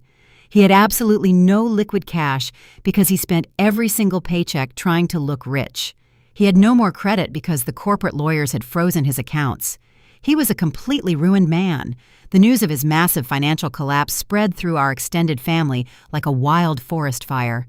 People who build their lives on gossip always seem to find out about a tragedy before the dust even settles. Early the next morning, my kitchen telephone began to ring. I let it ring 5 times before I finally picked up the receiver. It was Aunt Shirley. Her voice was not dripping with condescension this time. She sounded incredibly frantic and completely terrified. "Evelyn, you have to help us," she cried into the phone.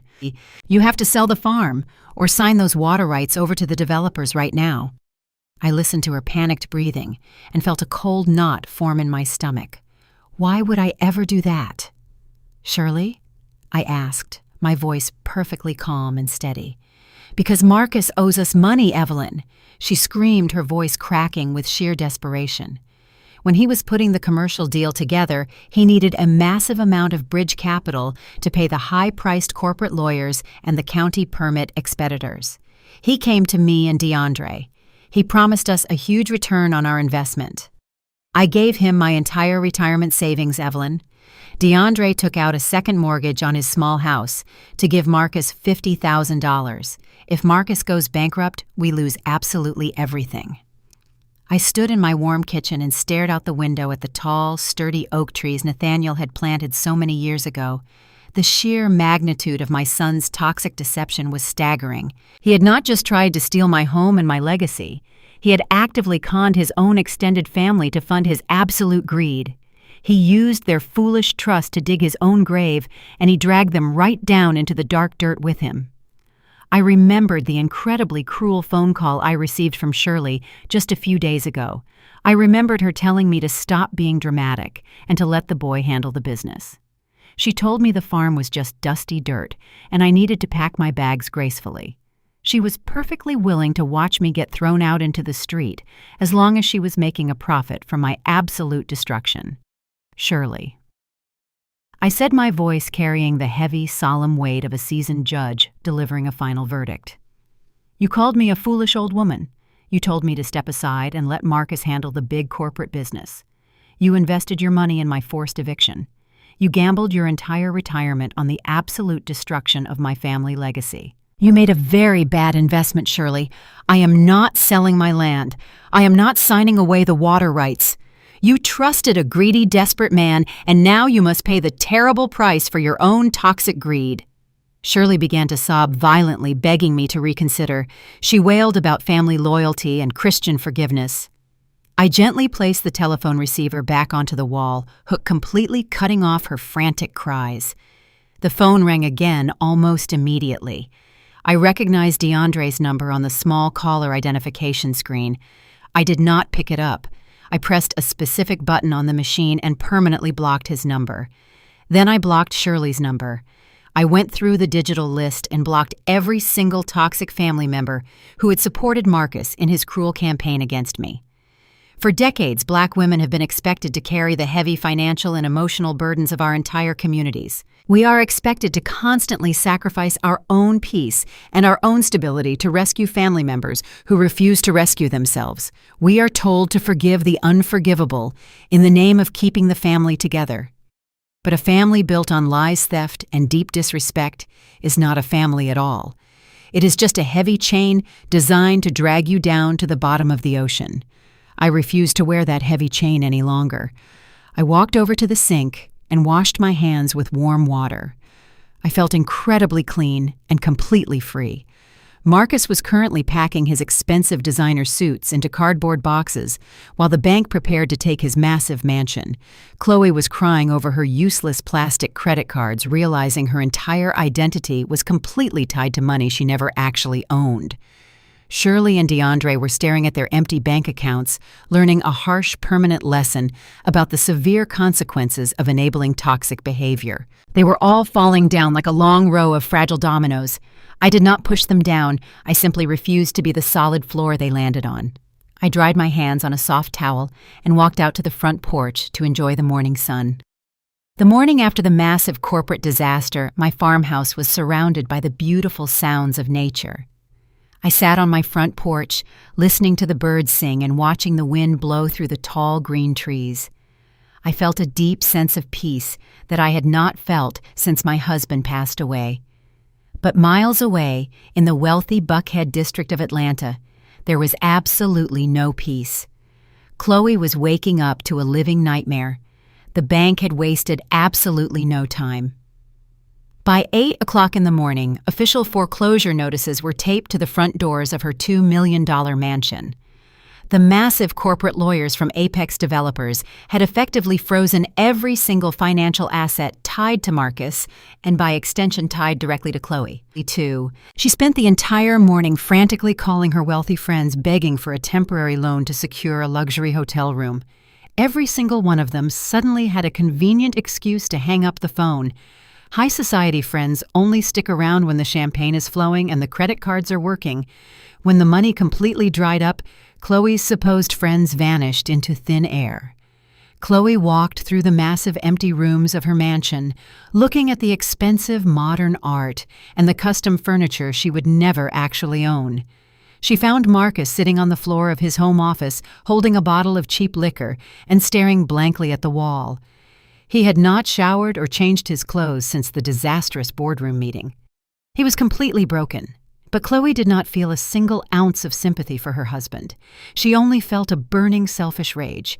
She realized that Marcus was no longer a golden ticket to a life of endless luxury. He was a massive financial anchor dragging her down to the absolute bottom of the ocean.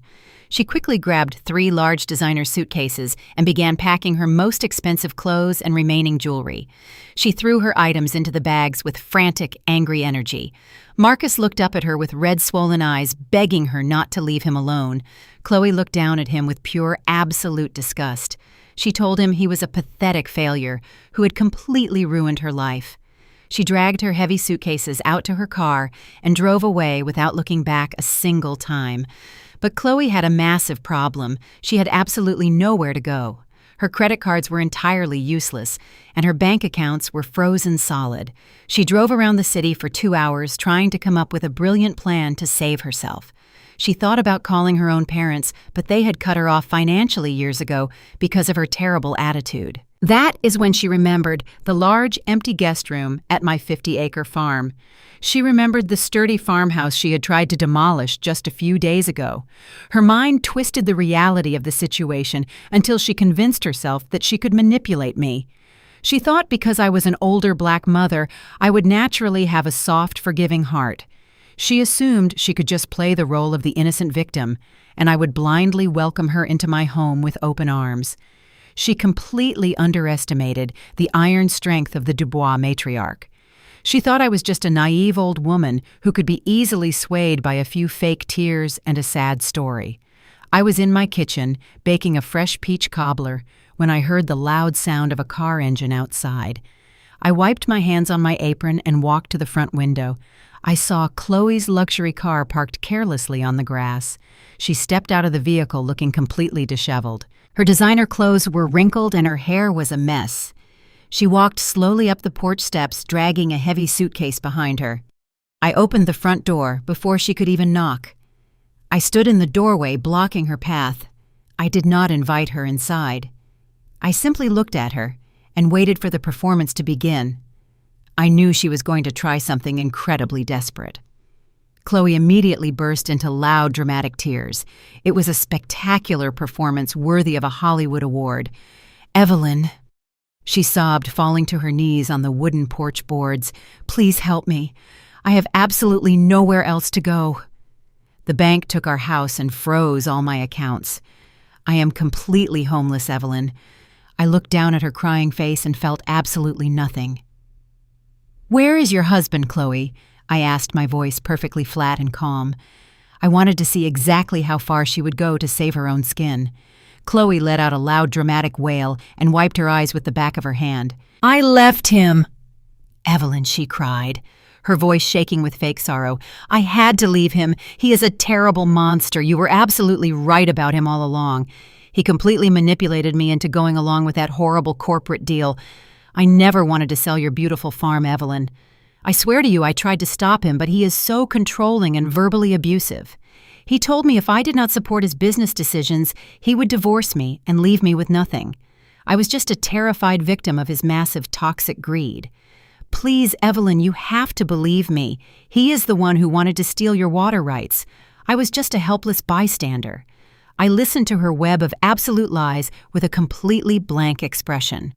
She was incredibly desperate. She was willing to completely destroy the man she married just to secure a warm bed for the night. She looked up at me with wide, pleading eyes, expecting to see a gentle grandmother ready to offer comfort and a hot meal. But I knew exactly who Chloe was. I knew the dark, ugly truth hiding behind her fake tears and her expensive designer clothes. I knew she was the architect of her own massive destruction. "Evelyn, please," Chloe begged, reaching out to grab the bottom of my dress. "I just need a place to stay for a few weeks until I can get back on my feet. I know you have that beautiful empty guest room on the second floor. I will be incredibly quiet. I will help you cook and clean the farmhouse. I will do absolutely anything you want. We can be a real family, Evelyn. We can heal from this terrible trauma together. You are such a strong, wise woman, and I desperately need your guidance right now. Please do not turn me away in my darkest hour. I promise I will be the best daughter-in-law you could ever ask for." I stepped back slightly, pulling the fabric of my dress out of her grasping hands. "You want to stay in my guest room, Chloe?" I asked, my voice remaining incredibly low and steady. "It is a fairy tale you tell yourselves to feel important. The real world operates on cold, hard cash and corporate power." Chloe's face turned absolutely white. The fake tears completely stopped. She stared at the small phone in my hand with pure, unadulterated horror. She realized that her pathetic lies were entirely useless. The arrogant, cruel woman on the recording was the real Chloe. The crying, begging victim sitting on my porch was just a desperate illusion. I pressed the stop button, and the porch fell completely silent again. I looked down at her terrified face. I did not yell. I simply spoke the absolute truth. "Black generational wealth is not a myth, Chloe," I said, my voice ringing with total, absolute authority. "Find another place to sleep tonight." I shut the door. The heavy oak doors of the county courthouse loomed before me like the gates of final judgment. It had been exactly 2 weeks since the disaster at the corporate headquarters. 2 weeks since my son Marcus watched his entire fraudulent empire crumble into dust. You would think a man facing a $10 million corporate lawsuit and the immediate foreclosure of his luxury mansion would surrender and beg for genuine mercy, but arrogance is a very stubborn disease. Instead of accepting his punishment, Marcus decided to double down on his lies. He hired a sleazy defense attorney using the last of his credit lines to file an emergency injunction against my trust. His claim was as insulting as it was desperate. He accused me of forging his late father's signature on the finalized will. He told the judge that I was a bitter widow who created a fake document just to ruin his commercial real estate deal. Camille, my estate attorney, told me not to worry. She said desperate men always make foolish mistakes. When they are backed into a dark corner, I wore my tailored black suit and a simple silver necklace. I walked into the crowded courtroom with my head held high. I was not there to fight my son. I was there to watch the truth finally finish the job. We took our seats at the wooden table. Marcus was already sitting across the aisle. He looked terrible. He had lost significant weight, and his gray suit hung loosely on his frame. His eyes were dark and hollow, darting around the room in panic. Chloe was nowhere to be found. She had abandoned him the very second the money disappeared. When the judge entered the courtroom, the heavy silence settled over us. The legal proceedings began immediately with Marcus and his lawyer launching their attack.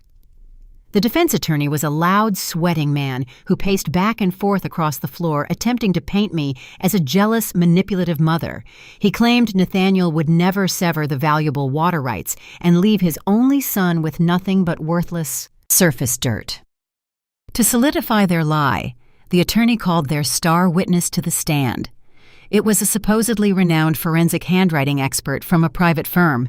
The expert took the oath and confidently adjusted his small glasses. He placed a display board on an easel showing heavily magnified images of Nathaniel's signature from the forged power of attorney next to the signature on my finalized trust document. The expert pointed a silver pen at the board and began spinning a technical web of deception. He talked about pen pressure and ink flow and the specific loops of the cursive letters. He testified under the strict oath of the court that the signature establishing my trust was a highly sophisticated fake. He claimed the subtle hesitation marks in the ink clearly proved that someone had carefully traced Nathaniel's handwriting long after he had actually passed away. Marcus sat back in his chair and crossed his arms over his chest. A tiny smug smile briefly appeared on his exhausted face. He honestly thought he had won. He thought his expensive expert had successfully introduced enough reasonable doubt to freeze the trust and give him the leverage he desperately needed to save his sinking life. I did not flinch or show any emotional distress. I turned my head and looked calmly at Camille. She was softly tapping her gold pen against her legal pad, a quiet predator, waiting for the perfect moment to strike. Camille stood up to begin her cross-examination. She did not yell or act aggressively. She simply asked the expert a few specific questions about his methodology and his financial compensation for testifying today. She carefully exposed the fact that Marcus was paying this man an incredibly large sum of money to provide this exact, specific conclusion. But Camille knew that destroying the expert's credibility was only the first step of her master plan. The ultimate blow was going to come from a much more reliable source. Camille thanked the nervous expert and dismissed him from the stand. She turned to the judge and requested permission to call our primary rebuttal witness to the stand. "Your Honor," Camille said, her voice ringing with clarity. "The defense has built their entire desperate case on the baseless accusation that my client forged this document. They claim the finalized will mysteriously appeared out of thin air to sabotage a corporate contract. To clarify the true origin and authenticity of this document, I call the senior property record supervisor for the county to the stand." Denise walked through the doors of the courtroom wearing her county uniform and carrying a thick manila folder. She walked with the steady grace of a black woman who knew exactly how much power she held in her hands. She took the oath and sat down in the witness box. Camille walked over to the podium and smiled at my former student. "Can you please state your official capacity for the legal record and explain how you located the finalized will of Nathaniel Dubois?" Camille asked smoothly. Denise looked at the judge and spoke in a clear voice. "I am the senior administrative supervisor for the county records department. 2 weeks ago, I conducted an intensive physical search of the basement archives at the direct request of Mrs. Dubois. During that extensive search, I discovered the finalized will in question. It was not hidden in her home, and it was not forged. It was located inside the secure government facility." The defense attorney jumped out of his chair, shouting an objection. "Your Honor," he protested, "finding a piece of paper in a dusty basement does not prove it is authentic. Anyone could have easily slipped a fake document into those old boxes." The judge frowned and overruled the objection, instructing Denise to please continue her important testimony. Denise opened her thick folder and pulled out a small black flash drive. She held it up for the entire courtroom to see. "I agree with the defense counsel," Denise stated, her voice dripping with authority. "Documents can indeed be misplaced or maliciously moved. That is exactly why I launched a full internal investigation to determine precisely how such a vital probate document ended up completely misfiled in the commercial zoning archives instead of the proper estate files. Due to my high security clearance, I gained direct access to the hidden surveillance cameras located in the basement hallways. I have the official date and time, stamped video footage, right here on this drive. Ready for your review." Camille requested permission to present the video evidence to the court. The judge nodded, and the bailiff connected the small drive to the large digital monitor mounted on the courtroom wall. The entire room held its breath as the grainy black and white security footage began to play on the bright screen. The video clearly showed the dark basement archives of the courthouse. The digital timestamp in the corner confirmed the date was exactly 3 months ago. A man walked into the frame looking nervously over his shoulder. The camera captured his face perfectly. It was Marcus. He was standing right next to the arrogant young front desk clerk named Tyler. We watched in absolute silent horror as Marcus reached into his expensive suit jacket and pulled out a thick, white envelope. He handed the envelope directly to Tyler. Tyler opened it, revealing a massive stack of thick green cash. Tyler then walked over to the secure probate filing cabinet, pulled out my husband's sealed secondary filing, and violently shoved it into a random box of old commercial permits, completely hiding it from the digital system. The video ended and the courtroom erupted into chaos. Marcus jumped up from his chair, his face pale and his hands shaking violently.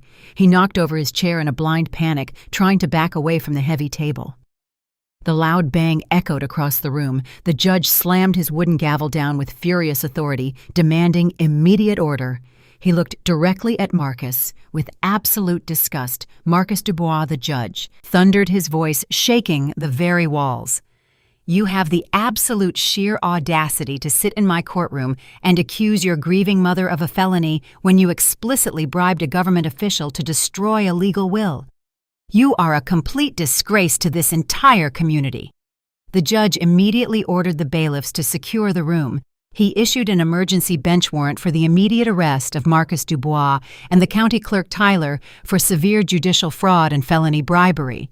2 large armed deputies quickly grabbed Marcus by his arms. He began to cry loudly, begging for his mother to save him as they locked the heavy steel handcuffs tightly around his wrists. I sat perfectly still and watched them drag my son away to a cold, dark prison cell. Sunday morning arrived with a heavy stillness, the kind of quiet that precedes a massive storm. Marcus had spent 3 days in a holding cell before his expensive defense attorney managed to secure his release on a massive bail bond. The judge had frozen his assets, but Marcus still had a few desperate cards left to play. He decided to attend the Sunday service at the Greater Zion Fellowship Church in downtown Atlanta. It was a massive megachurch with over 500 active members. It was the place where Marcus loved to flaunt his supposed wealth. He had spent years building a fake reputation as a generous philanthropist and a highly successful investment banker. He thought if he could just maintain his public image, he could somehow manipulate the congregation into supporting him during his upcoming criminal trial. He put on his best dark suit and walked into the sanctuary, acting like he was still the king of the world. Chloe was gone, but he sat in the front row smiling and shaking hands with the prominent politicians and wealthy business owners who attended the service. I did not usually attend Greater Zion. I preferred my small, quiet country church, but today I had a specific divine mission. I wore my dark purple Sunday dress and a matching wide-brimmed hat. I walked into the massive sanctuary and sat quietly in the back row, completely unnoticed by my arrogant son. The choir sang beautifully, and the music echoed through the massive vaulted ceilings. The atmosphere was filled with joy and spiritual energy, but I knew a dark lie was sitting right in the very front row. After the music faded, Pastor Williams stepped up to the massive wooden pulpit. He was a kind, charismatic man, but he was completely unaware of the terrible legal drama that had unfolded at the county courthouse just a few days ago. Pastor Williams smiled warmly and looked directly down at Marcus. "Let us take a moment to bless one of our most prominent members," the pastor announced, his voice booming through the state-of-the-art sound system. "Brother Marcus Dubois has always been a shining pillar of business in our community. He is a man who understands the true value of hard work and generational wealth. We know he is going through a difficult time mourning the recent loss of his wonderful father, Nathaniel, but Marcus continues to stand tall as a glorious example of corporate success and Christian charity. Let us give Brother Marcus a warm round of applause." The entire congregation of 500 people erupted into loud, enthusiastic clapping. Marcus stood up slowly from his front row seat. He turned around to face the massive crowd, buttoning his suit jacket with a smug, arrogant smile. He waved gracefully, soaking in the unearned praise and the false glory. He was feeding his massive ego right inside the house of the Lord. It was a sickening display of absolute pride. I sat in the back row and felt a cold, righteous fire ignite in my chest. I knew exactly what I had to do. I waited until the applause finally died down and Marcus took his seat. The pastor then opened the floor for the traditional testimony time. He invited anyone who felt moved by the Spirit to come forward and share their truth with the congregation. I stood up from my seat. The wooden pew creaked slightly beneath me. I stepped out into the main aisle and began walking slowly toward the front of the massive sanctuary. The click of my heels echoed clearly in the quiet room. People began to turn their heads. As I walked further down the long aisle, murmurs rippled through the large crowd. Many of the older members recognized me immediately. They knew I was the grieving widow of Nathaniel Dubois. The whispers grew louder as I approached the pulpit. Pastor Williams smiled brightly, recognizing me and assuming I was coming forward to share a touching memory about my late husband. He stepped aside and graciously offered me the main microphone. I stood behind the heavy wooden pulpit and looked out over the sea of 500 faces. I looked directly down at Marcus, sitting in the front row. His smug smile completely vanished the second our eyes met. The color drained from his face, and he gripped the edges of his wooden pew so tightly his knuckles turned bright white. He knew I was not there to offer sweet memories. He knew his absolute destruction was standing right in front of him. I adjusted the microphone. I did not yell. I did not cry. I spoke with the chilling grace and the heavy absolute authority of a black matriarch who had survived the absolute worst. "Good morning, church," I began, my voice ringing clear and steady through the massive speakers. "My name is Evelyn Dubois. I am the widow of Nathaniel Dubois. For 40 years, my husband and I built a beautiful farm out in the country. We worked the red clay, we planted pecan trees, and we built a legacy of honest hard work. Nathaniel was a good man who believed in providing for his family. He believed that true wealth was measured by integrity and honor, not by designer suits and luxury cars." I paused for a brief second, letting the heavy silence settle over the room. Pastor Williams just spoke highly of my son Marcus. I continued, my eyes locking entirely on Marcus, who was now visibly trembling in his seat. He called him a pillar of business and a shining example of generational wealth, but the Lord commands us to speak the absolute truth, especially in His holy house. The man sitting in your front row is not a pillar of business. He is a desperate thief who tried to steal his own father's legacy. A loud collective gasp echoed through the massive sanctuary. 500 people stared at me in absolute shock. Pastor Williams took a step forward, looking incredibly confused and deeply concerned. "Sister Evelyn," he whispered softly, "perhaps we should discuss this privately." I raised my hand to silence him respectfully but firmly. "No, Pastor," I said, my voice unyielding. The lies were told in public, so the truth must be revealed in public. He offered to put me in a mediocre retirement home so he could pocket $4 million and pay for his massive mansion in Buckhead. He laughed at our history. He called black generational wealth a silly myth. He thought he was entirely untouchable because he wore an expensive suit and worked in a tall glass building. I leaned closer to the microphone, my tone dropping to a dangerous, chilling whisper. But he forgot that his father was a brilliant man. Nathaniel legally severed the deep water rights from the surface dirt. He protected our family legacy from the very son who wanted to destroy it. Marcus sold the corporate developers a completely worthless piece of dry dirt. Now he is facing a $10 million corporate lawsuit. His bank is aggressively foreclosing on his luxury mansion. His cruel wife has completely abandoned him, and he is facing years in a federal prison for commercial fraud. I stood up straight and looked out at the massive, stunned congregation. "This is the true reality of the man you just applauded," I declared, my voice carrying the profound weight of absolute justice. He built his entire life on toxic greed and deep deception. He disrespected his father, he betrayed his mother, and he lied to his entire community. You cannot build a solid kingdom on a foundation of broken glass and stolen dirt. The Lord sees everything, and the truth always eventually comes to the light. The sanctuary was completely silent. 500 people stared at the ruined man sitting in the front row. Marcus slowly stood up, turned around, and walked away in total shame, forever defeated and destroyed. The days following the incredible church confrontation were exceptionally quiet on the farm. I spent my mornings tending to the large vegetable garden Nathaniel had planted behind the barn. I pulled the weeds from the rich, dark soil and watered the growing tomato plants with the pure, cold water from our deep well. The absolute silence of the country was a healing balm to my weary soul. I did not read the local newspapers, and I did not watch the television news broadcasts. I already knew exactly what was happening in the city. The corporate wolves were tearing him apart. The $10 million lawsuit filed by Richard Sterling was moving rapidly through the aggressive legal system.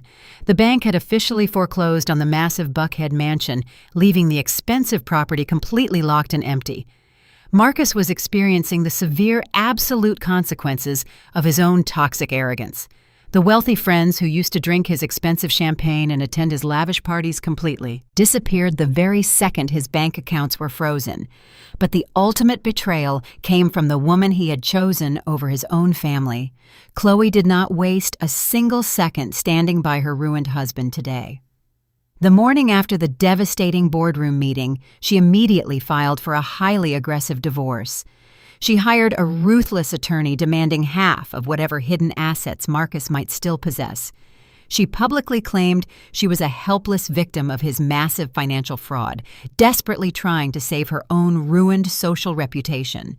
She completely abandoned him to face the heavy criminal charges alone. Marcus was entirely stripped of his false identity. He had no expensive tailored suits left to wear. He had no luxury sports car to drive. He had no large office with a beautiful city view anymore. Entirely.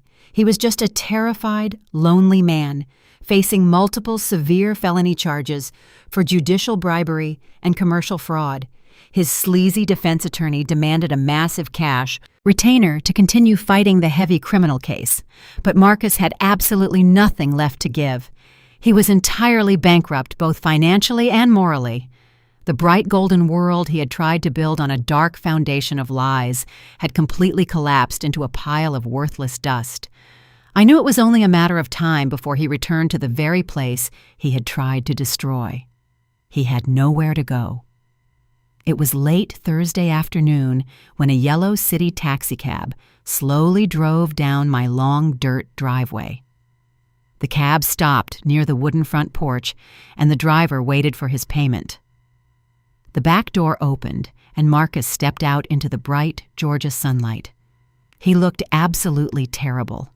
His clothes were wrinkled and dirty. He had not shaved in several days, and dark, heavy circles hung beneath his bloodshot eyes.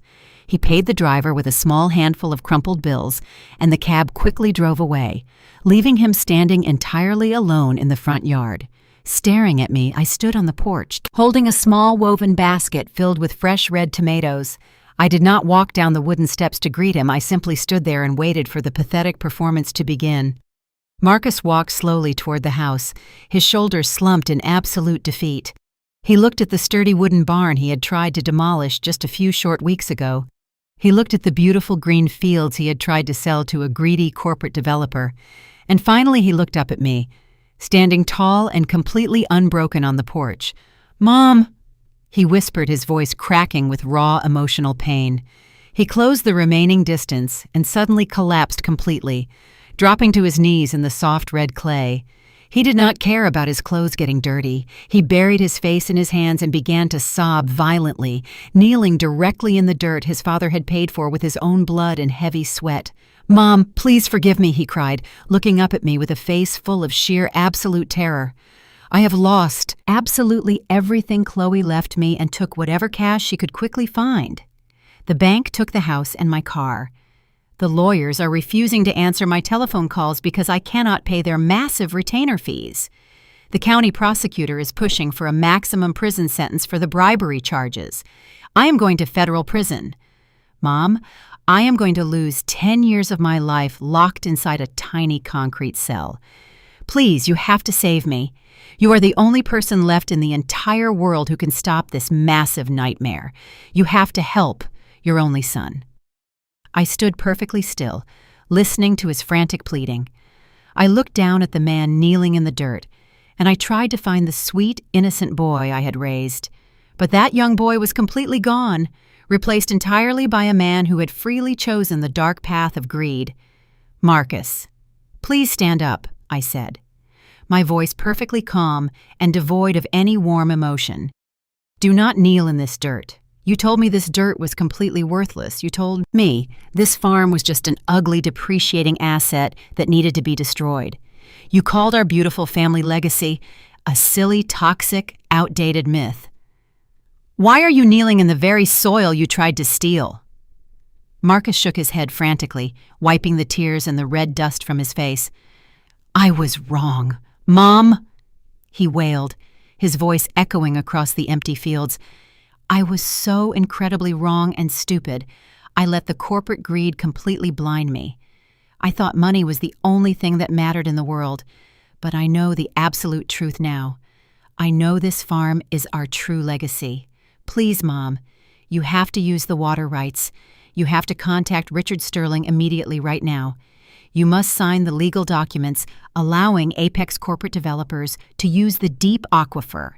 If you sign the water rights over to them, they will immediately drop the $10 million lawsuit. They will release the frozen funds, and I can pay for a decent criminal defense lawyer." He reached out his hands, trying to grab the hem of my long summer dress. I took a small, deliberate step backward out of his desperate reach. "You want me to sell the water?" I asked, my voice dropping to a low, chilling register. "You want me to sign away everything?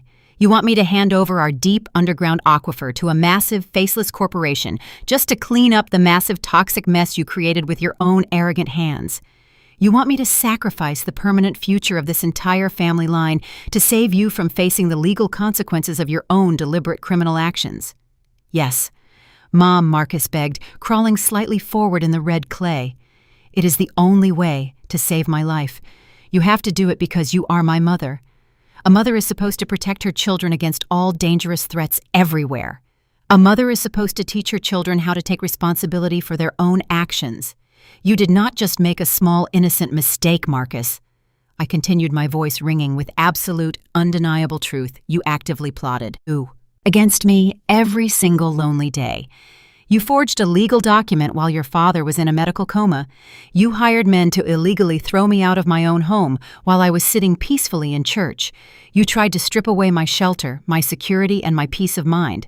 You did not just try to steal my land, Marcus. You tried to erase my dignity. You wanted me to die alone in a mediocre retirement home so you could buy expensive diamonds for a woman who never actually loved you." Marcus stared up at me, his mouth wide open in absolute cold terror. He realized that his pathetic tears were completely failing to move my heart. "Mom, please," he whispered, his voice completely breaking. "You cannot just turn your back on me. I am your own flesh and blood." I reached into the deep pocket of my dress and pulled out a small white paper envelope for him. Today, I simply tossed the small envelope onto the ground right in front of his dirty, shaky knees. "What is this?" he asked, his hands shaking as he slowly picked up. Just 3 days after Marcus fell to his knees in my red clay, a sleek black luxury car drove slowly down my dirt driveway. 2 men wearing expensive dark suits stepped out carrying a thick leather briefcase. They were the senior litigation attorneys for Apex Corporate Developers. They did not bother to knock politely. They simply handed me a heavy stack of intimidating legal documents and walked away. The paperwork was a formal declaration of an impending aggressive lawsuit. Sterling was threatening to drag me through the federal court system for the next 10 years, trying to drain me completely. The corporate lawsuit claimed that my matriarchal trust was an illegal monopoly over a vital public resource. They argued that because their massive commercial bottling plant would technically create hundreds of local jobs, they had the legal right to seize my deep limestone aquifer under the controversial laws of eminent domain. They wanted to force a corrupt, sympathetic judge to completely dissolve the careful, protective trust my husband Nathaniel had built. They assumed that because I was a retired black school principal living in the country, I would eventually run out of money to pay my expensive legal defense fees. They severely underestimated the absolute brilliance of my attorney, Camille Vance, and they completely misunderstood my ultimate vision for the land. I immediately drove back to downtown Atlanta to meet with Camille in her high-rise office. I placed the massive stack of threatening corporate documents directly on her polished mahogany desk. Camille read through the heavy legal jargon and simply laughed out loud. She told me their desperate lawsuit was completely baseless, but it would indeed cost a significant amount of money to fight them in federal court for years. I told her I had a much better plan. I walked over to the large glass window in her office and looked out at the sprawling southern landscape. I thought about the long, painful history of black farmers in the state of Georgia. For generations, our hardworking people had their rich agricultural land stolen away by discriminatory lending practices and severe seasonal droughts. Without reliable access to clean, fresh water, hundreds of historic black farming cooperatives had gone completely bankrupt. I realized that Nathaniel did not just leave me the deep underground aquifer to make our own beautiful family rich. He left it to me to save our people. I turned back to Camille and explained my ultimate strategy. I told her we were not going to fight the greedy corporate developers in a rigged federal courtroom. Instead, we were going to outmaneuver them on a massive state level. I instructed Camille to immediately schedule a private high-level meeting with the director of the state agricultural department. The state government had been struggling for years to find a sustainable clean water source to support the underserved rural farming communities in the southern region. We had the largest untapped natural aquifer in the entire state, sitting safely right here. 2 weeks later, Camille and I walked into the grand marble halls of the state capitol building. We were escorted into a massive conference room filled with top government officials and agricultural engineers. They looked at me with a mixture of deep curiosity and professional respect. I stood at the head of the long wooden table and clearly presented my proposal. I offered to sign a massive ethical leasing agreement directly with the state government. I would allow the state to carefully pump millions of gallons of pure fresh water from my deep underground aquifer to irrigate struggling local farms. But my generous offer came with 3 strict non-negotiable conditions. First, the state could only distribute the pumped water to historically underserved minority agricultural cooperatives, now ensuring that black farmers finally receive the vital resources they desperately needed to survive and thrive.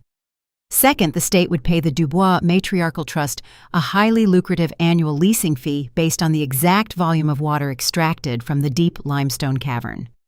Third, and most importantly, the state government would officially recognize and legally defend my absolute permanent ownership of the beautiful land and the complete subsurface water rights forever. The state agricultural director was absolutely stunned by the sheer brilliance and immense generosity of the proposal. It was a perfect political and practical solution to a massive statewide environmental crisis. The state engineers quickly reviewed the detailed geological surveys of my farm. They confirmed that the underground aquifer was incredibly vast and capable of easily supplying the entire region without ever depleting the natural water table. Within 48 hours, the governor personally approved the massive ethical leasing partnership. Camille drafted the ironclad legal contracts, ensuring my family legacy was permanently protected by the supreme power of the state. The exact moment the ink dried on the massive state leasing agreement, the terrifying corporate threat from apex developers completely evaporated into thin air. Richard Sterling and his army of expensive, ruthless lawyers immediately dropped their frivolous federal lawsuit. They knew they could easily bully a retired widow, but they were absolutely terrified of fighting the entire state government. Sterling realized he had been completely outsmarted by a woman he had severely underestimated. The greedy corporate developers silently packed up their heavy construction equipment and permanently abandoned their plans to build a massive commercial water bottling plant in our county.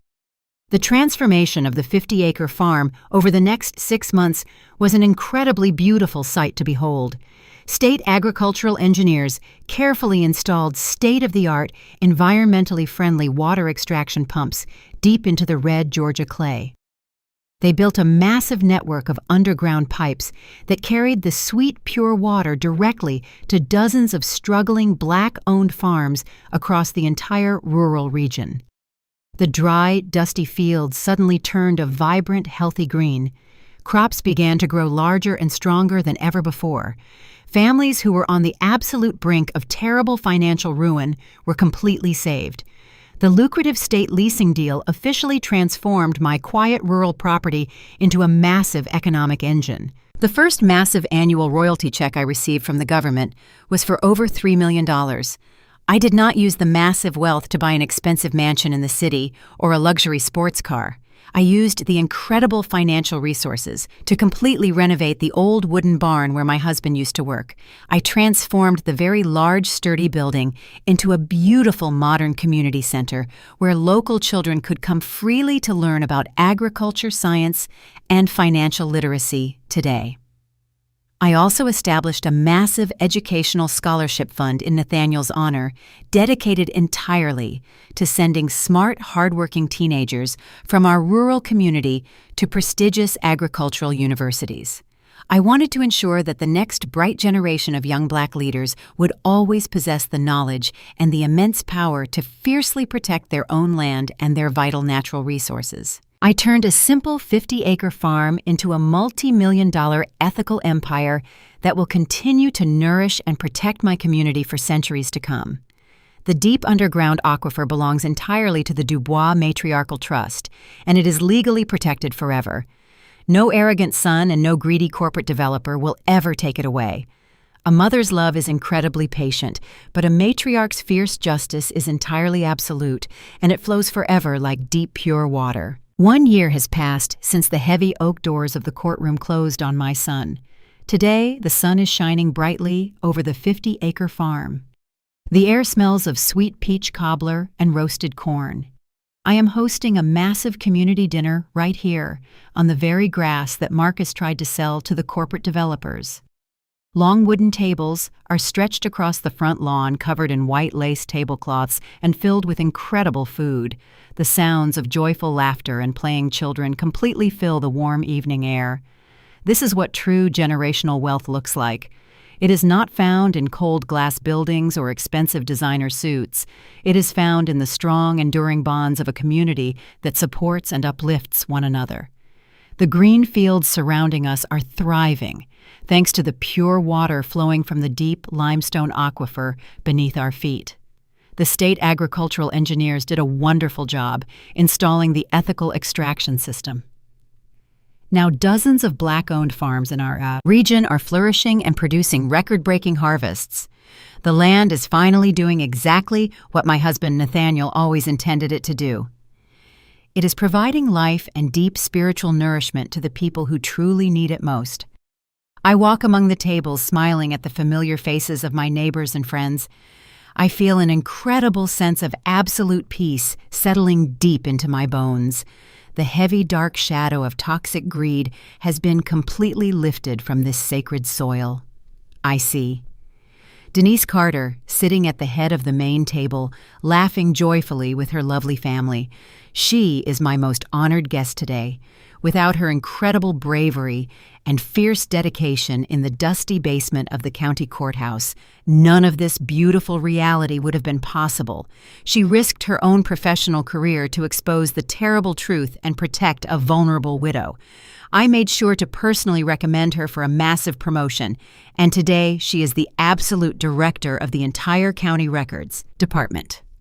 Camille Vance is also here wearing a bright yellow sundress instead of her usual intimidating gray courtroom blazer. We share a quiet, knowing smile from across the crowded lawn. We fought a massive, brutal war together and emerged completely victorious. I do occasionally think about Marcus sitting in his small federal prison cell. He has 2 more years left on his sentence for judicial bribery and commercial fraud. I still pray for his soul every single night because I am his mother, and a mother's love never truly vanishes, but I no longer carry the heavy, crushing weight of his terrible mistakes on my own shoulders. He made his foolish choices, and now he must pay the absolute price for his toxic arrogance. I refuse to let his desperate greed destroy the incredible legacy his father built with blood and sweat. Chloe is entirely gone from our lives, chasing new wealth in another city, but leaving no lasting mark on our family history. I step up to the small wooden podium we set up near the sturdy old barn. The crowd slowly quiets down. Turning their respectful attention toward me, I look out at the beautiful sea of smiling faces, the thriving green crops, and the bright future. We are actively building together. I do not need a microphone today because the evening is perfectly still and my voice is strong. They think because our hair turns gray and we speak softly that we have forgotten how to fight. They look at older women and see easy targets. They assume we are weak, confused, and completely powerless against the modern corporate machine. But a mother's silence is never weakness. It is pure, calculated strategy.